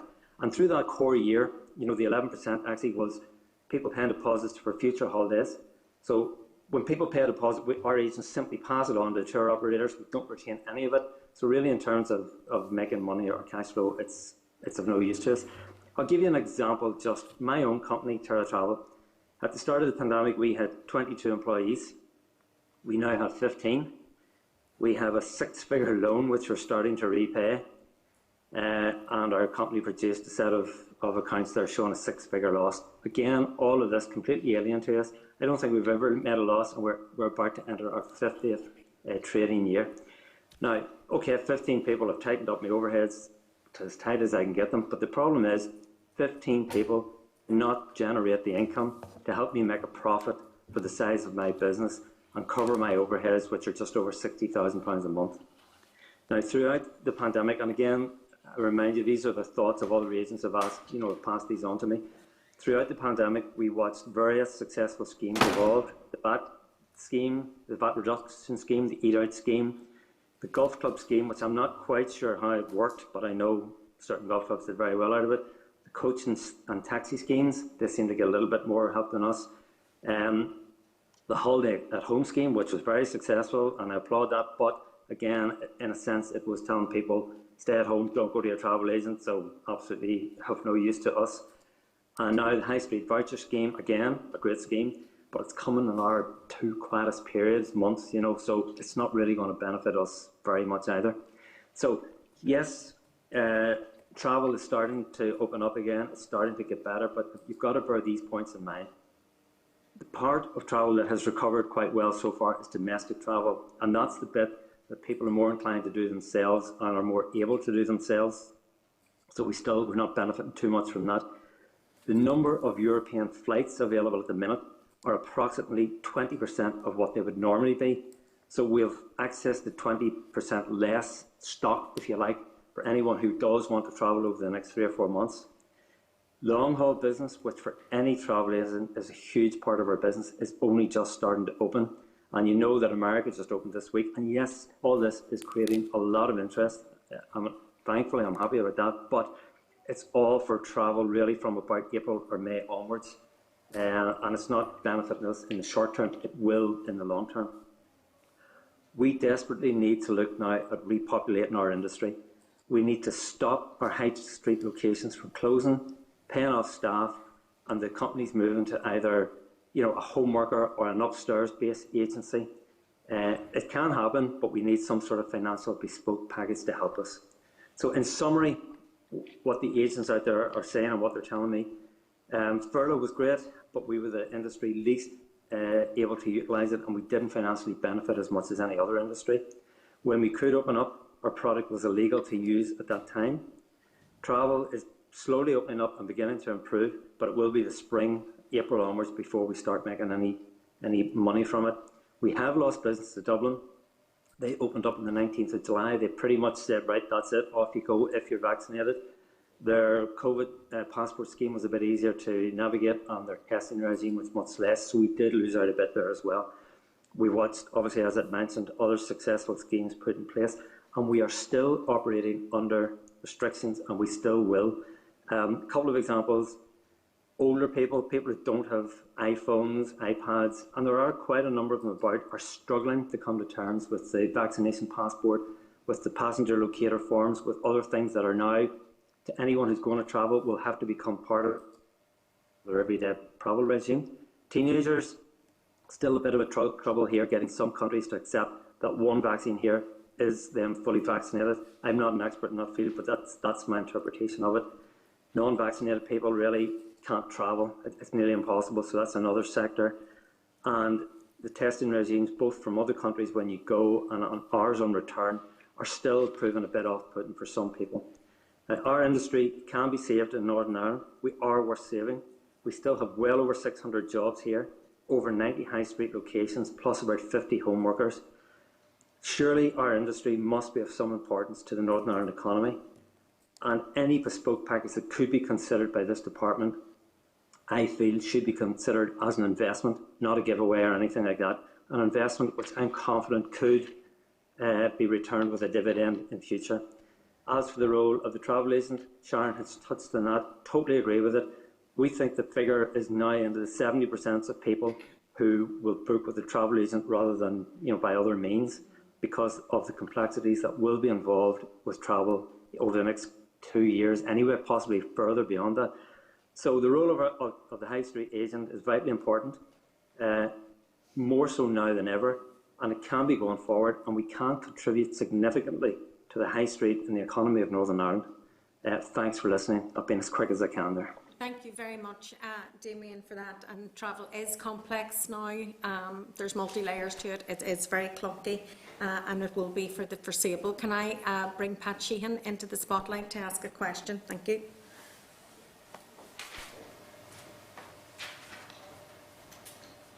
Thanks, Chair.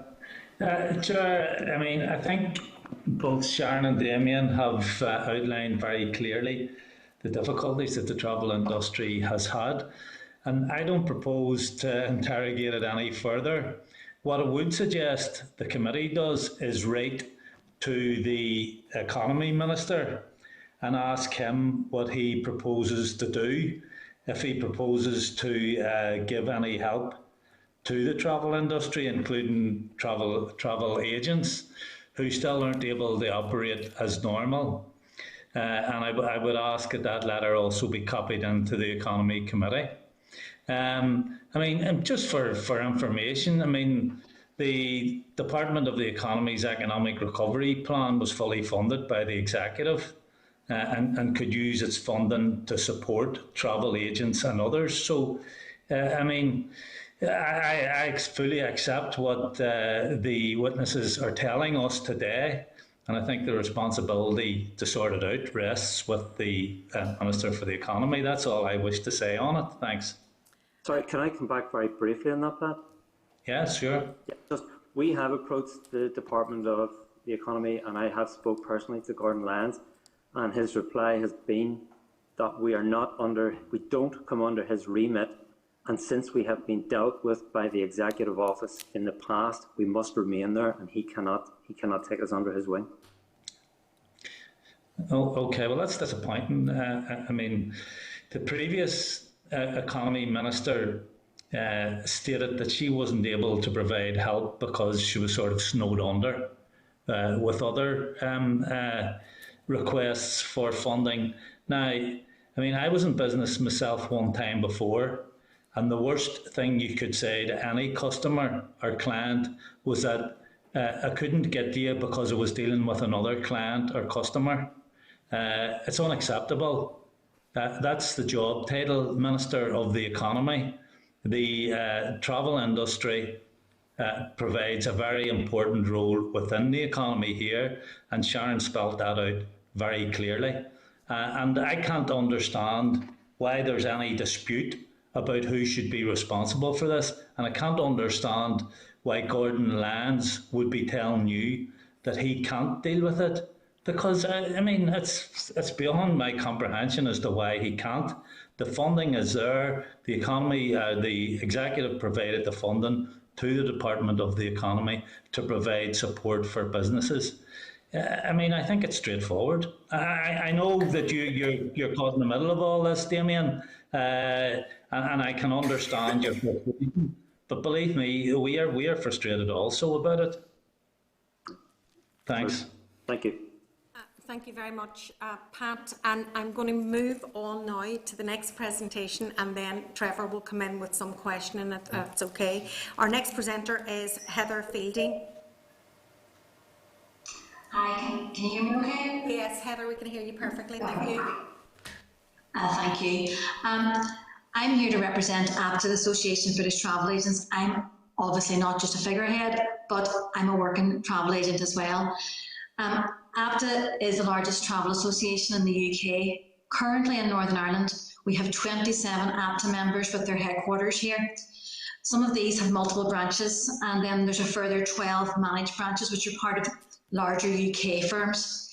In total here, ABTA represents 91 travel agencies located on our high streets, along with a further almost 200 registered home workers. So it's a considerable amount of business there. So what we want to raise today is we appreciate the support that was there with the last grant, but it was a mere drop in the ocean compared against to the revenues lost and the expenses incurred. Following the first lockdown, we were not deemed as close contact, as Sharon has talked about. So I had to open my business last June. I had nothing to sell, but I still had all my expenses there. So the majority of the high street agents, again, were able to avail of the localised support during the second lockdown. Once again, we were allowed to open, but again, we had nothing to sell. And that took us right up until until the start of the summer period this year. We had to bring back staff. We had to incur our normal operating costs. We're making no money. As we've said, no other industry was asked to do this. There's no doubt that the travel industry has remained under very significant constraints during our critical summer period.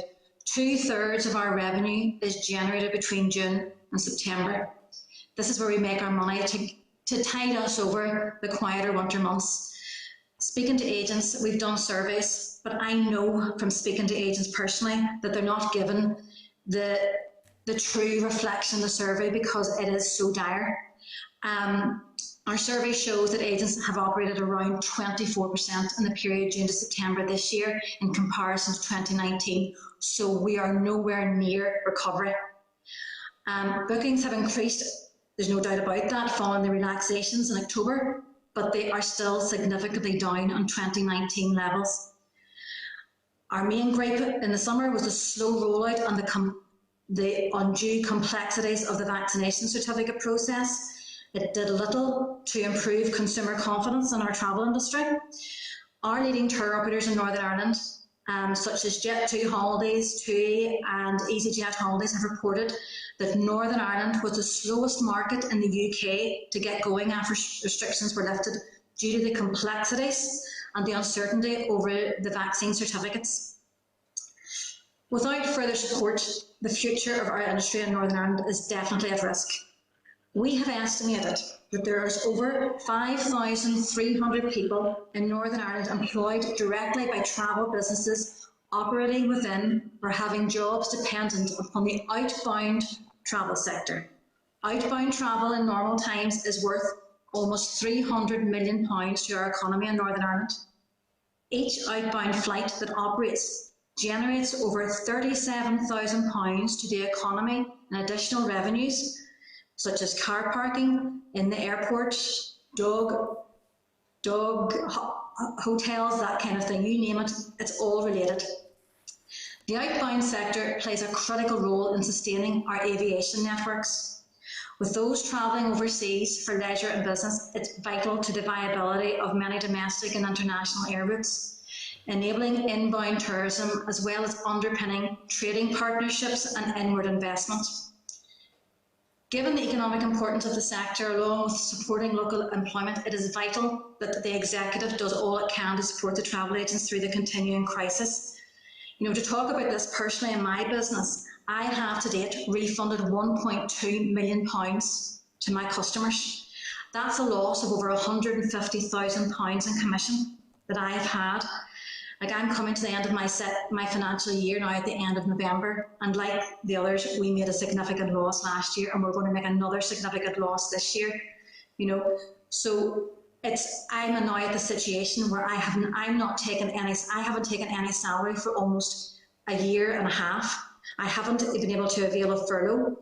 I am not paying myself to allow me to pay my staff, to keep my staff going. I had 12 staff at the start of this. I now have 7. I had to make redundancies last year that cost me £37,000 because my staff have been with me so long. We're a family business. My father was in business before me. He never had to make a redundancy in over 50 years of business. And that has affected my mental health, my family life has been affected. It is not nice to go through that. Derry, while it's a large town, it's very much a small town. As at the same time, everybody knows everybody else. You don't want to be seen that you've had to make redundancies. You don't want to give out that bad press, but that's what it is. Like, we do still have restrictions in place. Damon has highlighted this. For example, our children aged between 12 and 15 have yet to start the vaccination process. My daughter turned 13 yesterday. We were due to go to New York. I can't take her to New York, even if she gets one vaccination. She cannot get in to see shows in New York. So we've had to cancel a holiday that was meant to be for her 13th birthday. Whereas her cousin, who lives in the Republic of Ireland and is a year younger, has been fully vaccinated and has a vaccination certificate. So this is impacting now on our family market. The school group music, my daughter's ski trip to France that was booked has been cancelled. That was a loss of revenue of £110,000 to me. £110,000. Like Northern Ireland residents as well, currently at the moment have no way of getting a proof of recovery certificates. So for example, if I was due to go to New York in December and I took COVID in September, I need a proof of recovery, because if I was to do a test now, I would still test positive. So we are having customers having to change or cancel their holidays who have taken COVID in the 90 days before travel, because they will not be able to travel safely because they can't get that proof of recovery. We need these things sorted out to help our industry move forward. So you've seen here now that we're proposing a winter support scheme. As Sharon has given figures there of around £25,000 for each business or branch to cover the running costs for the next 6 months until we can start to see the return to pre-pandemic travel levels. You have to remember that, and Sinead has highlighted to this, we only earn money in the form of commission when people travel. When people get on those planes, when they get on the tour buses, that's when we make our money. So the estimated cost of this scheme is between £2 and £2.5 million.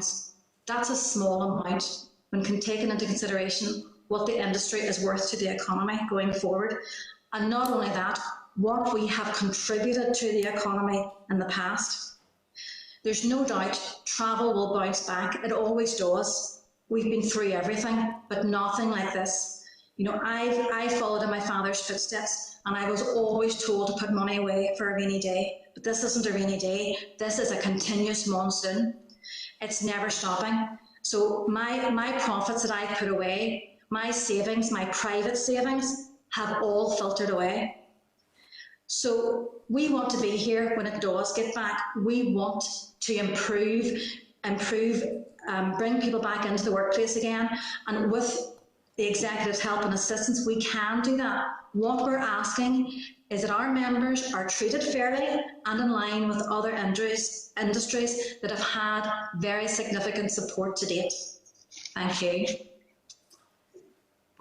Thank you, Heather, once again. Another heartfelt briefing to the committee, and just the extent and the depth of your distress and how it affects your family and how it affects your mental health as well has been clearly demonstrated. Can I hand over to Trevor, who wants to ask a question? Yes, thanks very much, Chair, and thank you, Heather, thank you, Damien, thank you, Sharon, for your presentation. I'm glad we've been able to give you more time than was specified on our agenda, because you deserve it. It's I've, over the last year and a half, been approached by various industries, various types of company, with problems over the sort of scheme that they've got and the way they fall through the cracks sometimes, and sometimes we've been able to sort it out, but frankly I've never heard anything like this in all my days. I mean, this is a complete failure of government to deal with a problem which they must have known about. I mean, you could compare this, in one of their written presentations here I see reference to how the Republic of Ireland dealt with this, which was a flat payment, weekly payment for members of staff in the travel industry. Maybe that's too simple for Ireland. I don't really care what department is responsible for this or who is in asleep at the wheel, but I'm just astonished that you've managed to keep going at all on 11% of normal turnover, which has now risen to about 20%. And how on earth you're going to get through the next few months before you start to get revenue coming in on which you can earn commission, which is going to be Easter, and who knows what's going to happen about COVID in the meantime. So I could go on and on. One of you, I think it was Sharon, made the point about the money that was given out to golf clubs. I mean, golf clubs got that money on the basis that they needed to keep going because they're a tourist attraction, and they need to generate revenue from visitors, international visitors coming in. You're involved in tourism as well, but you've been treated in a completely different way. In Royal County Down got over £1 million for what, I'm not quite clear. It's a private members club. I frankly don't know how you managed to keep going, but what you're asking for now, it seems to vary from about 25,000 a business to 28 or maybe 30,000 a business. It's actually nowhere near enough. I mean, I don't see how you can expect it to keep going much longer with that level of support. So I would certainly agree with Pat Sheehan, and he said that we need to write the strongest possible letter to both departments and let's see who's responsible for this. But I think you might be better to be looking for the amount you need rather than the amount you think you might get, because the amount you need is clearly way above £28,000 per business. We're only talking about 100 businesses here. I mean, it's not like other businesses where there's tens of thousands. This is a relatively small but valuable part of our economy, and I really hope what you need here is a bailout. Let's face it, and we've plenty of experience of them over the last few years, the banks and so on. I mean, the amounts that you're talking about compared to the amounts that other industries and services have got by way of keeping them in business is chalk and cheese. And I think you need a fair bit more than what you're actually asking for. So I really hope that I'm glad you've made this presentation. I really hope that we can influence the departments in some way to do better for you, because it's outrageous, absolutely outrageous. Damien made the point that some of the restriction that's caused your problem was because it was actually illegal. It was illegal to go and fly to certain places on the red list. And if you did fly to them or other amber list, perhaps, the onerous conditions involved in getting there and getting home again, isolation, all the rest, it just made it completely impractical. So, I mean, you were tied hand and foot. You could not do business. I know I'm going on a bit here, Chair, but really, it's absolutely terrible. And I hope we can do something for you. And I really thank you for coming to us today. And I would agree with everything that Trevor has said. I suppose I've heard this before because of my experience in the Economy Committee. I've heard presentations from this industry, and to be quite honest, it's been heartbreaking. They were treated very, very badly, and that's a fact. And I think the presentations here today are testament to how shoddy that they were. I'm going to bring in Joanne Stewart now from Tourism Alliance. Joanne has been articulating the need for this sector for quite some time, and so the final presentation to you, Joanne, and I'm sure you can sum up the distress of this industry and the distress that continues while other areas are in recovery, other business sectors are in recovery. This sector cannot get into recovery, and in fact it's been held back from recovery through the clunkiness and the chunkiness of the other processes that the Northern Ireland Executive have put in place, whether it is through vaccine certs or a slow vaccine programme for children and families. You know, it's still been held back by government, and therefore it brings back the onus on government to actually continue that financial support on through.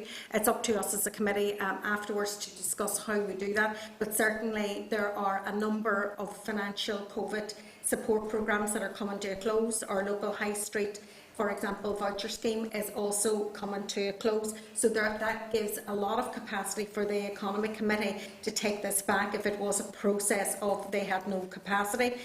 I would argue that that's not why, but anyway, and it is, the ask here is 2.5 million, and if you compare the like for that for a scheme for vouchers in the high street for a COVID recovery plan of £165 million, then it's not a massive scheme in any shape, form or fashion. So Joanne, you the final word on your ask.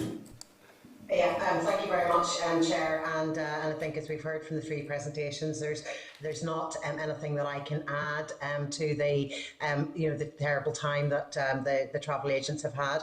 I think what I just want to give some more general points with regards to the importance of outbound tourism to inbound, and also just remind that this is not about inbound versus outbound. I think we've just got to make sure that we understand understand the whole travel and tourism industry, which includes both, is worth almost 2 billion to the Northern Ireland economy. Heather had set out there that the inbound travel or the outbound travel is about 300 million. We know that inbound is 1 billion, and we have done work on Tay trips, which is not reported on, which is nearly at least another 500 million. So that's what we're talking about. Over 70,000 people supported. So this is an industry, tourism and travel, needs to be looked at, and we don't need to sort of compete against each other. A couple of things you mentioned there about survival. I think, and certainly from the Department of the Economy, there is a move from survival to recovery. And if you mention survival, then there's question marks about why you should be getting support. So I think this is something that certainly the Executive Committee need to think about. When you take the travel agents, when you take the bus and coach sector, when you take the business events, supply chain, these are sectors that were closed, were not able to operate due to either regulations or the actual lack of travel that was happening, and have only just started opening. So of course we're still in survival mode, other than, but then other sectors are obviously now into recovery, who had been able to move to online models, been able to move to delivery models, which was not an option for tourism and travel. And I think that's a really important point that needs to be remembered. So we are definitely very far behind other sectors on that pathway into recovery. Also, with regards to the importance of growth moving forward, that outbound travel is so important to our route development and our connectivity. And as we know, we're an island off an island, and connectivity is critical. Now, there was a comment made earlier on about, if we don't have our outbound travel, we're going to be restricted and maybe just have flights to London Heathrow. I would just like to point out to the committee that London Heathrow are going to increase their passenger charges, which is going to make a much more expensive route, and has implications for Northern Ireland. So that is something else that we're looking at, but it just shows that we cannot rely on a small number of routes, and we need that outbound travel to support the development of those routes. The other thing, just to correct a couple of things that were said there, the holiday at home scheme has not gone ahead. We are still waiting for the executive to make a decision on that. And as I said, the tourism sort of inbound industry, that was closed for 45 weeks out of 65. When you look at the last 65 weeks, we've had 2 good months over the summer, supported by our domestic market and sort of GB and Republic of Ireland. But as we all know, 2 good months does not get rid of the last 18 months. So the holiday at home scheme, although I appreciate it's not supporting the outbound, is still something that is important for the whole of that tourism industry. And also, just on the Royal County Down Golf Club, that was not about tourism. That was obviously from the Department of Communities, and that was more about sort of the heritage in those venues. That was not just to do with them being tourism. So again, that was all based on costs, and I'm sure there will be inquiries into that scheme coming on. But I wouldn't want it thought that that we're using tourism as a way to get support for those type of organisations. So I'm just happy to leave it there and say, no, this is very much about the travel agents, and I think that has been well articulated by your other presentations. Okay, thank you very much, Joanne, and I agree there is a lack of understanding just regarding that outbound travel and how it plays into the overall travel industry here. It's very clear from all of the reps that have spoken today that they want to see a comprehensive restart grant and programme in order to work through the next 6 months. We will be having a briefing next Wednesday, the 17th of November, so the officials are coming to give us a brief and provide us a summary of the issues raised. And our team here, the clerk, will provide a summary of all of the issues raised here for next week's meeting pack. And I hope that the officials, and I know that they are, listening to today's presentation, will be able to provide some clarification regarding these points, and it's essential that they do. I have to say at this particular point, again, reiterate again, I am unclear as why the support for travel agents was delayed, number one, but it's actually in the Executive Office. I feel that there are a number of financial support programmes that have now come to conclusion. The High Street Voucher Scheme is going to come to a conclusion.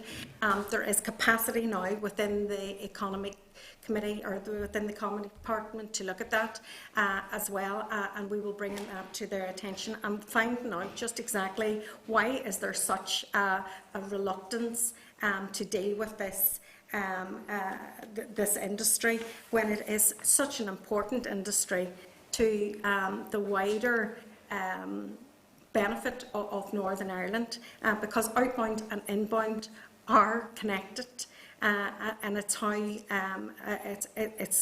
it's such an important part of our high streets as well. And we don't want it. And going back to Joanne about the survival, this industry will come back. This industry hasn't been damaged that it'll not come back. It will. It just needs more support in order to get back within the next few months, and a lot of work has to be done around that. So the officials have a lot of work to do between now and next week to come back with responses to what we have heard today. I know we've overrun our time. Sure. I'm looking here. All right. I think Diane Dodds wants to come back in again. Does Diane Dodds want to come back in? Yes, Chair. For some reason or other, I couldn't get the raise hand button or alert you to the fact that, except in response to a Sinn Féin question, I hadn't been called. But I would. Diane, there's no raised hand here. Sorry, I didn't see any raised hand. I have no idea. To be honest, I don't know what's going on. I've no idea. I genuinely don't know. I don't want to prolong the proceedings. Am I lifting you right that officials are going to give us a breakdown next week on the past scheme that was run by the Executive Office?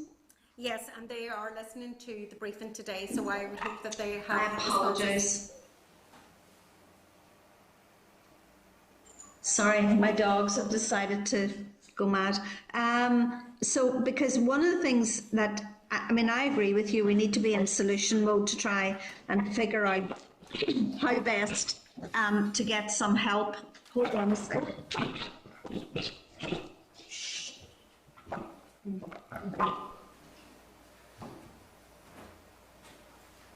Puppy time.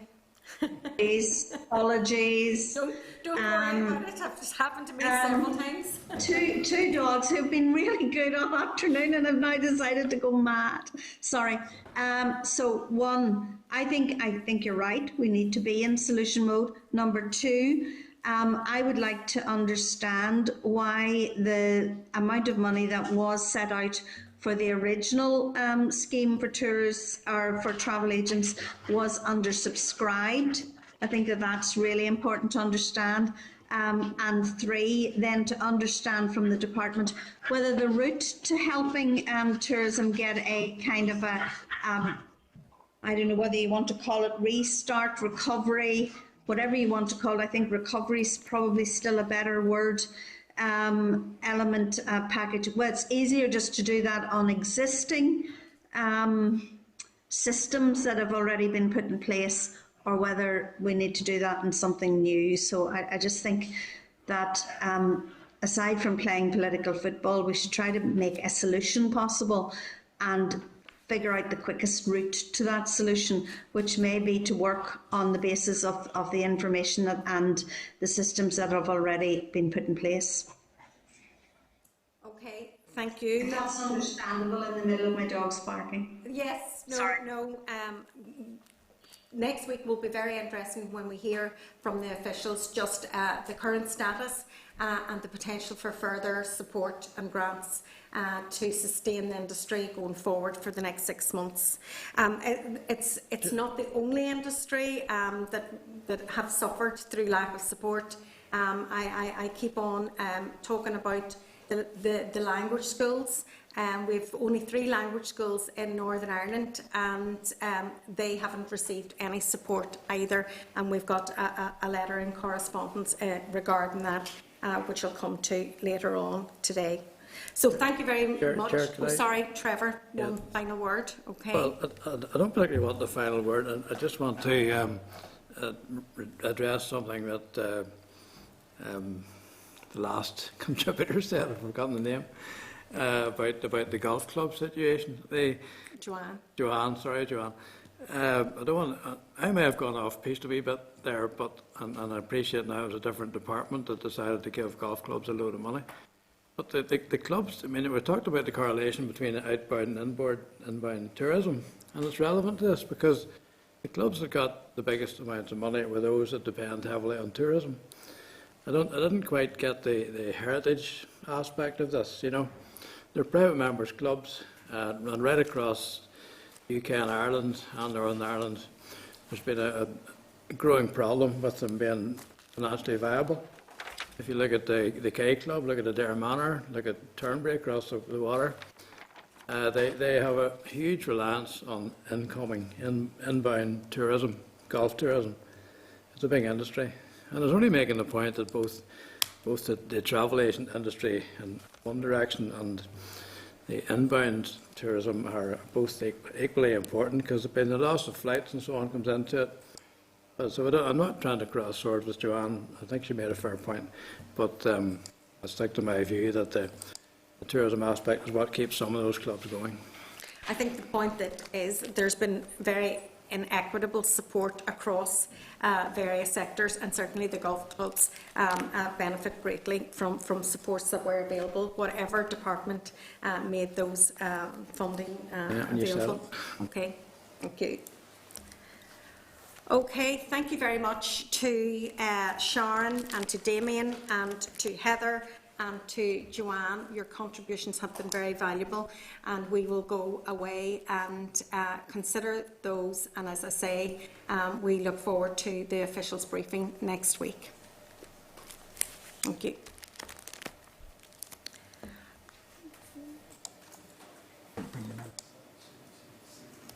Okay. Can we bring all the members that are still with us, please, into the spotlight now to discuss the contributions? Okay. So we've heard some very heartfelt briefings there from the travel agencies or agents, and there is a number of actions that I see as straightforward. This industry needs further support, and I propose that we write to the First Minister and Deputy First Minister to request additional support. But I also would like to see what capacity the Economy Committee, this should not be sitting in the Executive Office, it's not their home. It is, they are part of our economy, and they are part of that department, and it was always an anomaly that it sat outside it. So is there a way that it could go back in to the economy for a restart programme that will sustain them going forward for the next 6 to 8 months? What are your thoughts? Well, I agree with the Chair for what it's worth. I'm still not unclear as you are how come this ever ended up in the Executive Office to start with. But maybe everything finishes up there, but it's clearly a Department of Economy problem to me, and we should be encouraging them to take it on again. Yeah. Chair, could I come in there, please? Yes, absolutely. I agree with you, and I mean, Diane alluded to the fact that they were they had a heavy burden, I suppose, in trying to get financial support out at the height of the pandemic. And I think it was yourself who mentioned that the High Street voucher scheme is coming to a close, and no doubt that has taken up a lot of capacity within the department. So there's going to be a fair amount of capacity freed up in the next few weeks. And like Trevor, I agree, and yourself, this sits in economy. It's totally out of place sitting in the TEO department. So I agree with what's being suggested. Okay, we'll take that forward. Thank you very much. Can I just come in here just for a second? I mean, I'm not really terribly worried about where it goes, is the honest truth. I do think that this is something that needs addressed. But I wanted to address quickly. So I want to know specifically whether it would be easier to use the information that is already within TEO, the systems that they've already built. Would it be easier to do it that way or to do it through economy? I think we do need to understand that. Because if you're asking another department from start from scratch, then that will delay the thing. So I'm just, that's the only contribution I have on the matter. I would like to understand, if I can remember the figures rightly, and I'm open to correction on this, if I can remember the figures rightly, there was over 3 million set aside, but not all of that was used. Was there a reason for that? And how can that be sorted out? I mean, because I know that there was an amount of money set aside for this particular scheme, and that it wasn't all used. Can we have some explanation as to the issues around that? And I suppose we'll hear more about that next week when the officials do come. But the other thing, this is a relatively small industry. There is only 100 businesses altogether. So the infrastructure around that shouldn't be too clunky.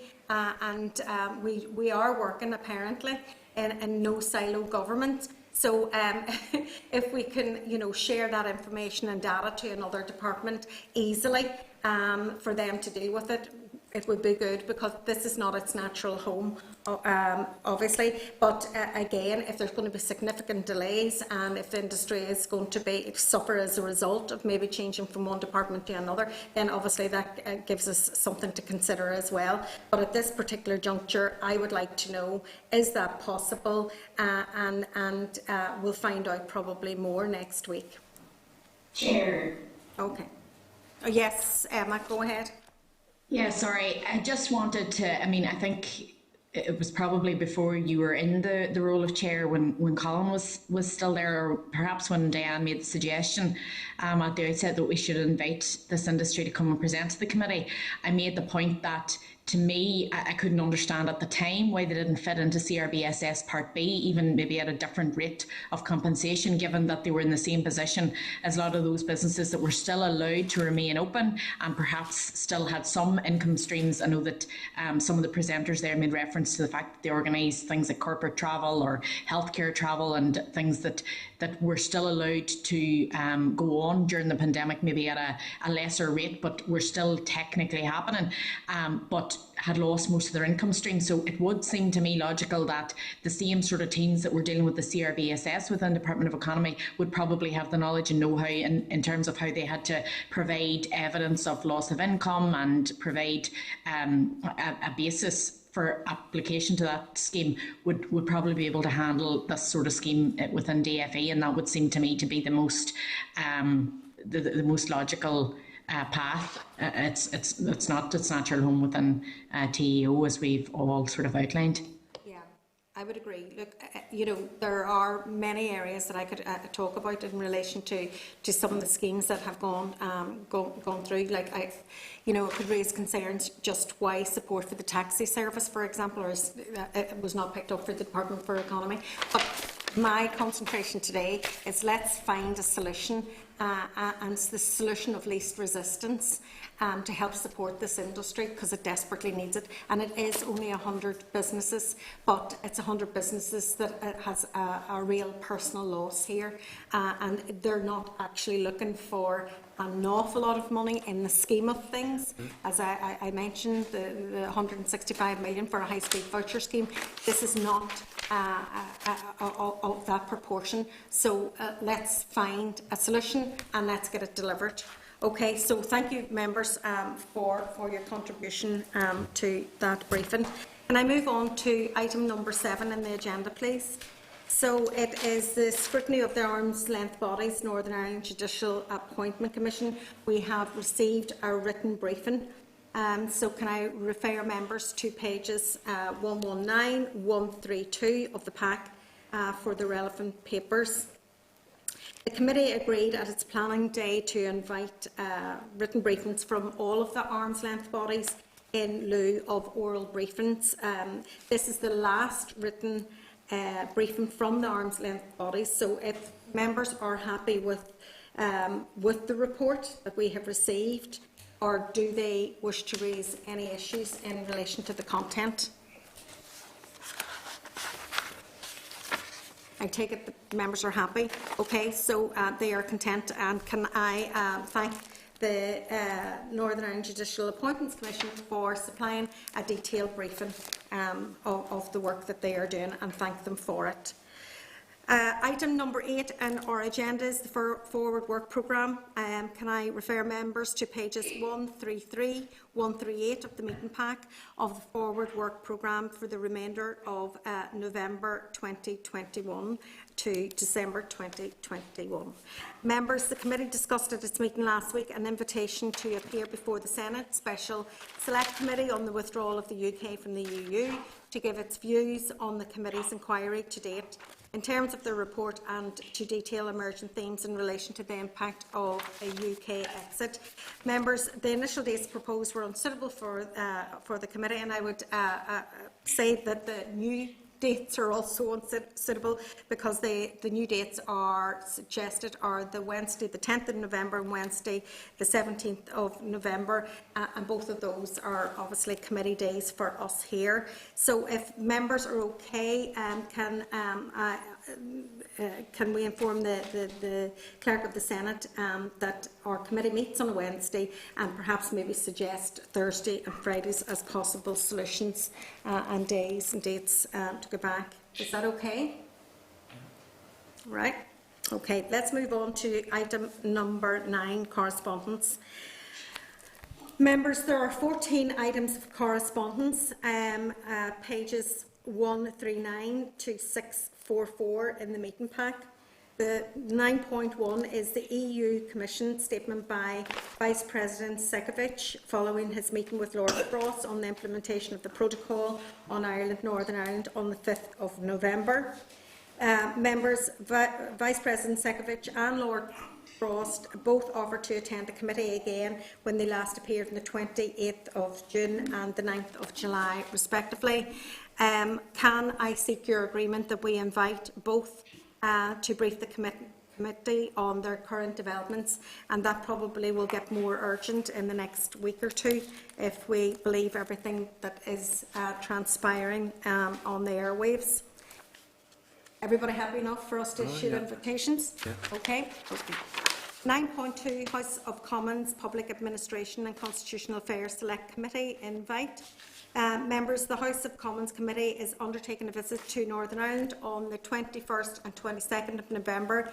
They're very keen to meet with the committee to discuss a variety of constitutional matters, including scrutiny of international treaties, legislative consent and Sewell Convention, and intergovernmental relations review and common frameworks. I think that must be another one for me and you, Emma, to go to. And the Commons Committee has asked to meet with chairs and deputy chairs of certain committees, including the committee, on the 22nd of November. Okay, so in 9.3, the Northern Ireland Office press release was about 12 million, for skills and local businesses to Northern Ireland. Can I refer to 9.4 of correspondence, the Equality Commission of Northern Ireland, in Commission investigation under paragraph 10, Schedule 9 of the Northern Ireland Act 1998, complaint against the Northern Ireland Office. 9.5 correspondent was Sevilla about the withdrawal of support for a review into the Redress Board. I was saddened actually to see that piece of correspondence there from Sevilla, and it's indicative of some of the conversations that we've had during our committee today. So can I remind members of the committee that a motion on the 5th of July passed by the Assembly calling for a review of the redress process. Can I seek your agreement to write to the Department for an update on the timeline for the review of the redress process? I know we raised it today with the Permanent Secretary, and to seek assurances that the review is separate from the considerations around the apology. I need to ensure that these two issues can be separated and dealt with quickly, particularly the apology, and that the review will not impede in any way that apology process. Okay. Correspondence 9.6, Amnesty International to First Minister and Deputy First Minister regarding the panel of experts on the Bill of Rights. And again, Emma, you raised that as an issue. I believe you raised it as an issue within the earlier briefing by the Executive Office. 9.7, Centre for Children's Rights at Queen's University Belfast and the Commission for Victims and Survivors. It didn't end in 1998.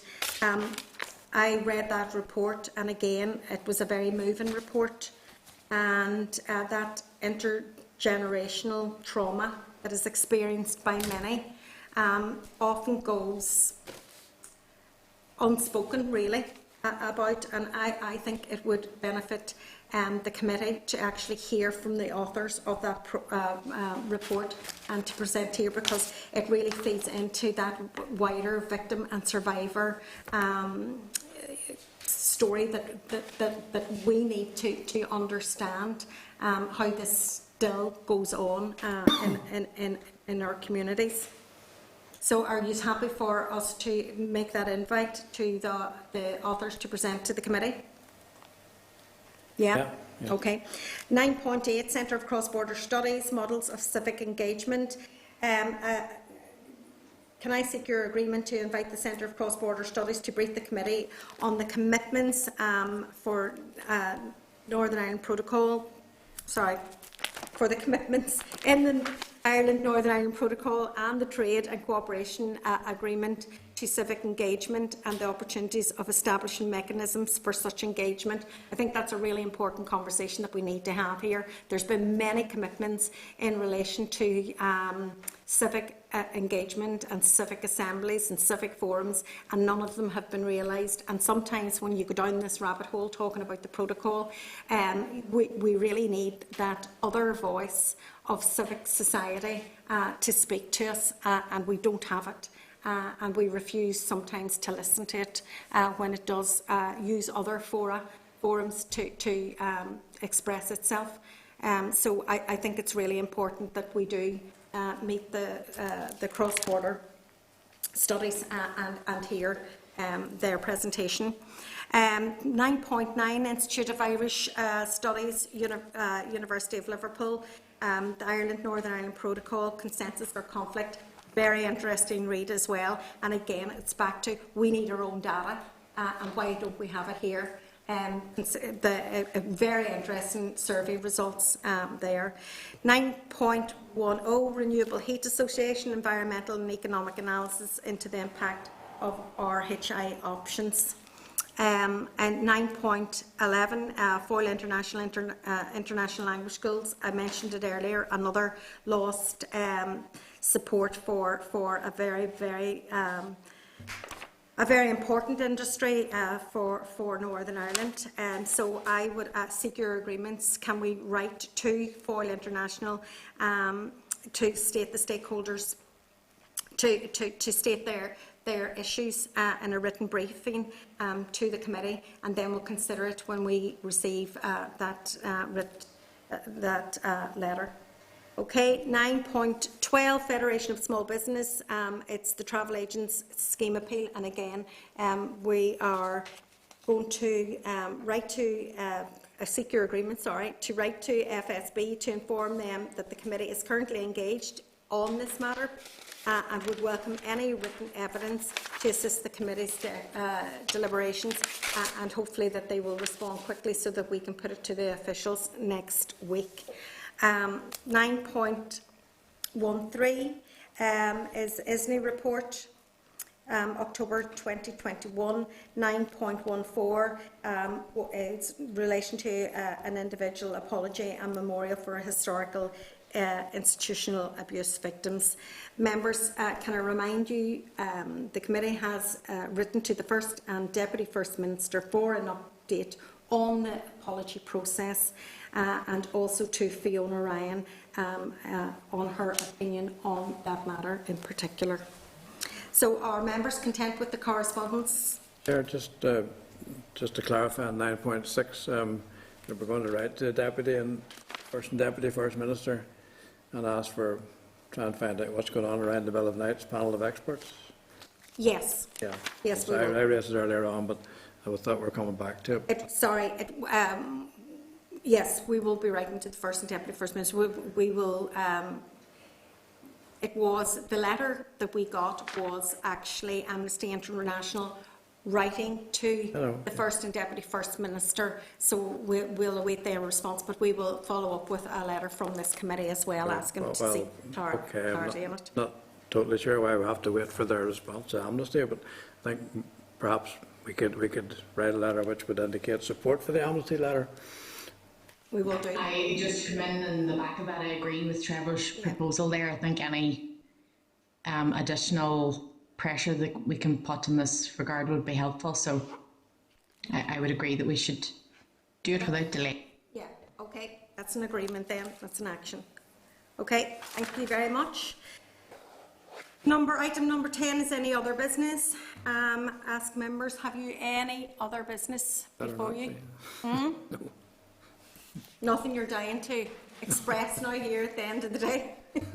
Okay, item number 11 is the date and time of the next meeting. The next meeting is scheduled for Wednesday, the 17th of November at 2 p.m. here in room 30. Thank you very much for your contributions today, and thank you to the clerk and his team for bearing with us. Thank you. This is the Northern Ireland Assembly.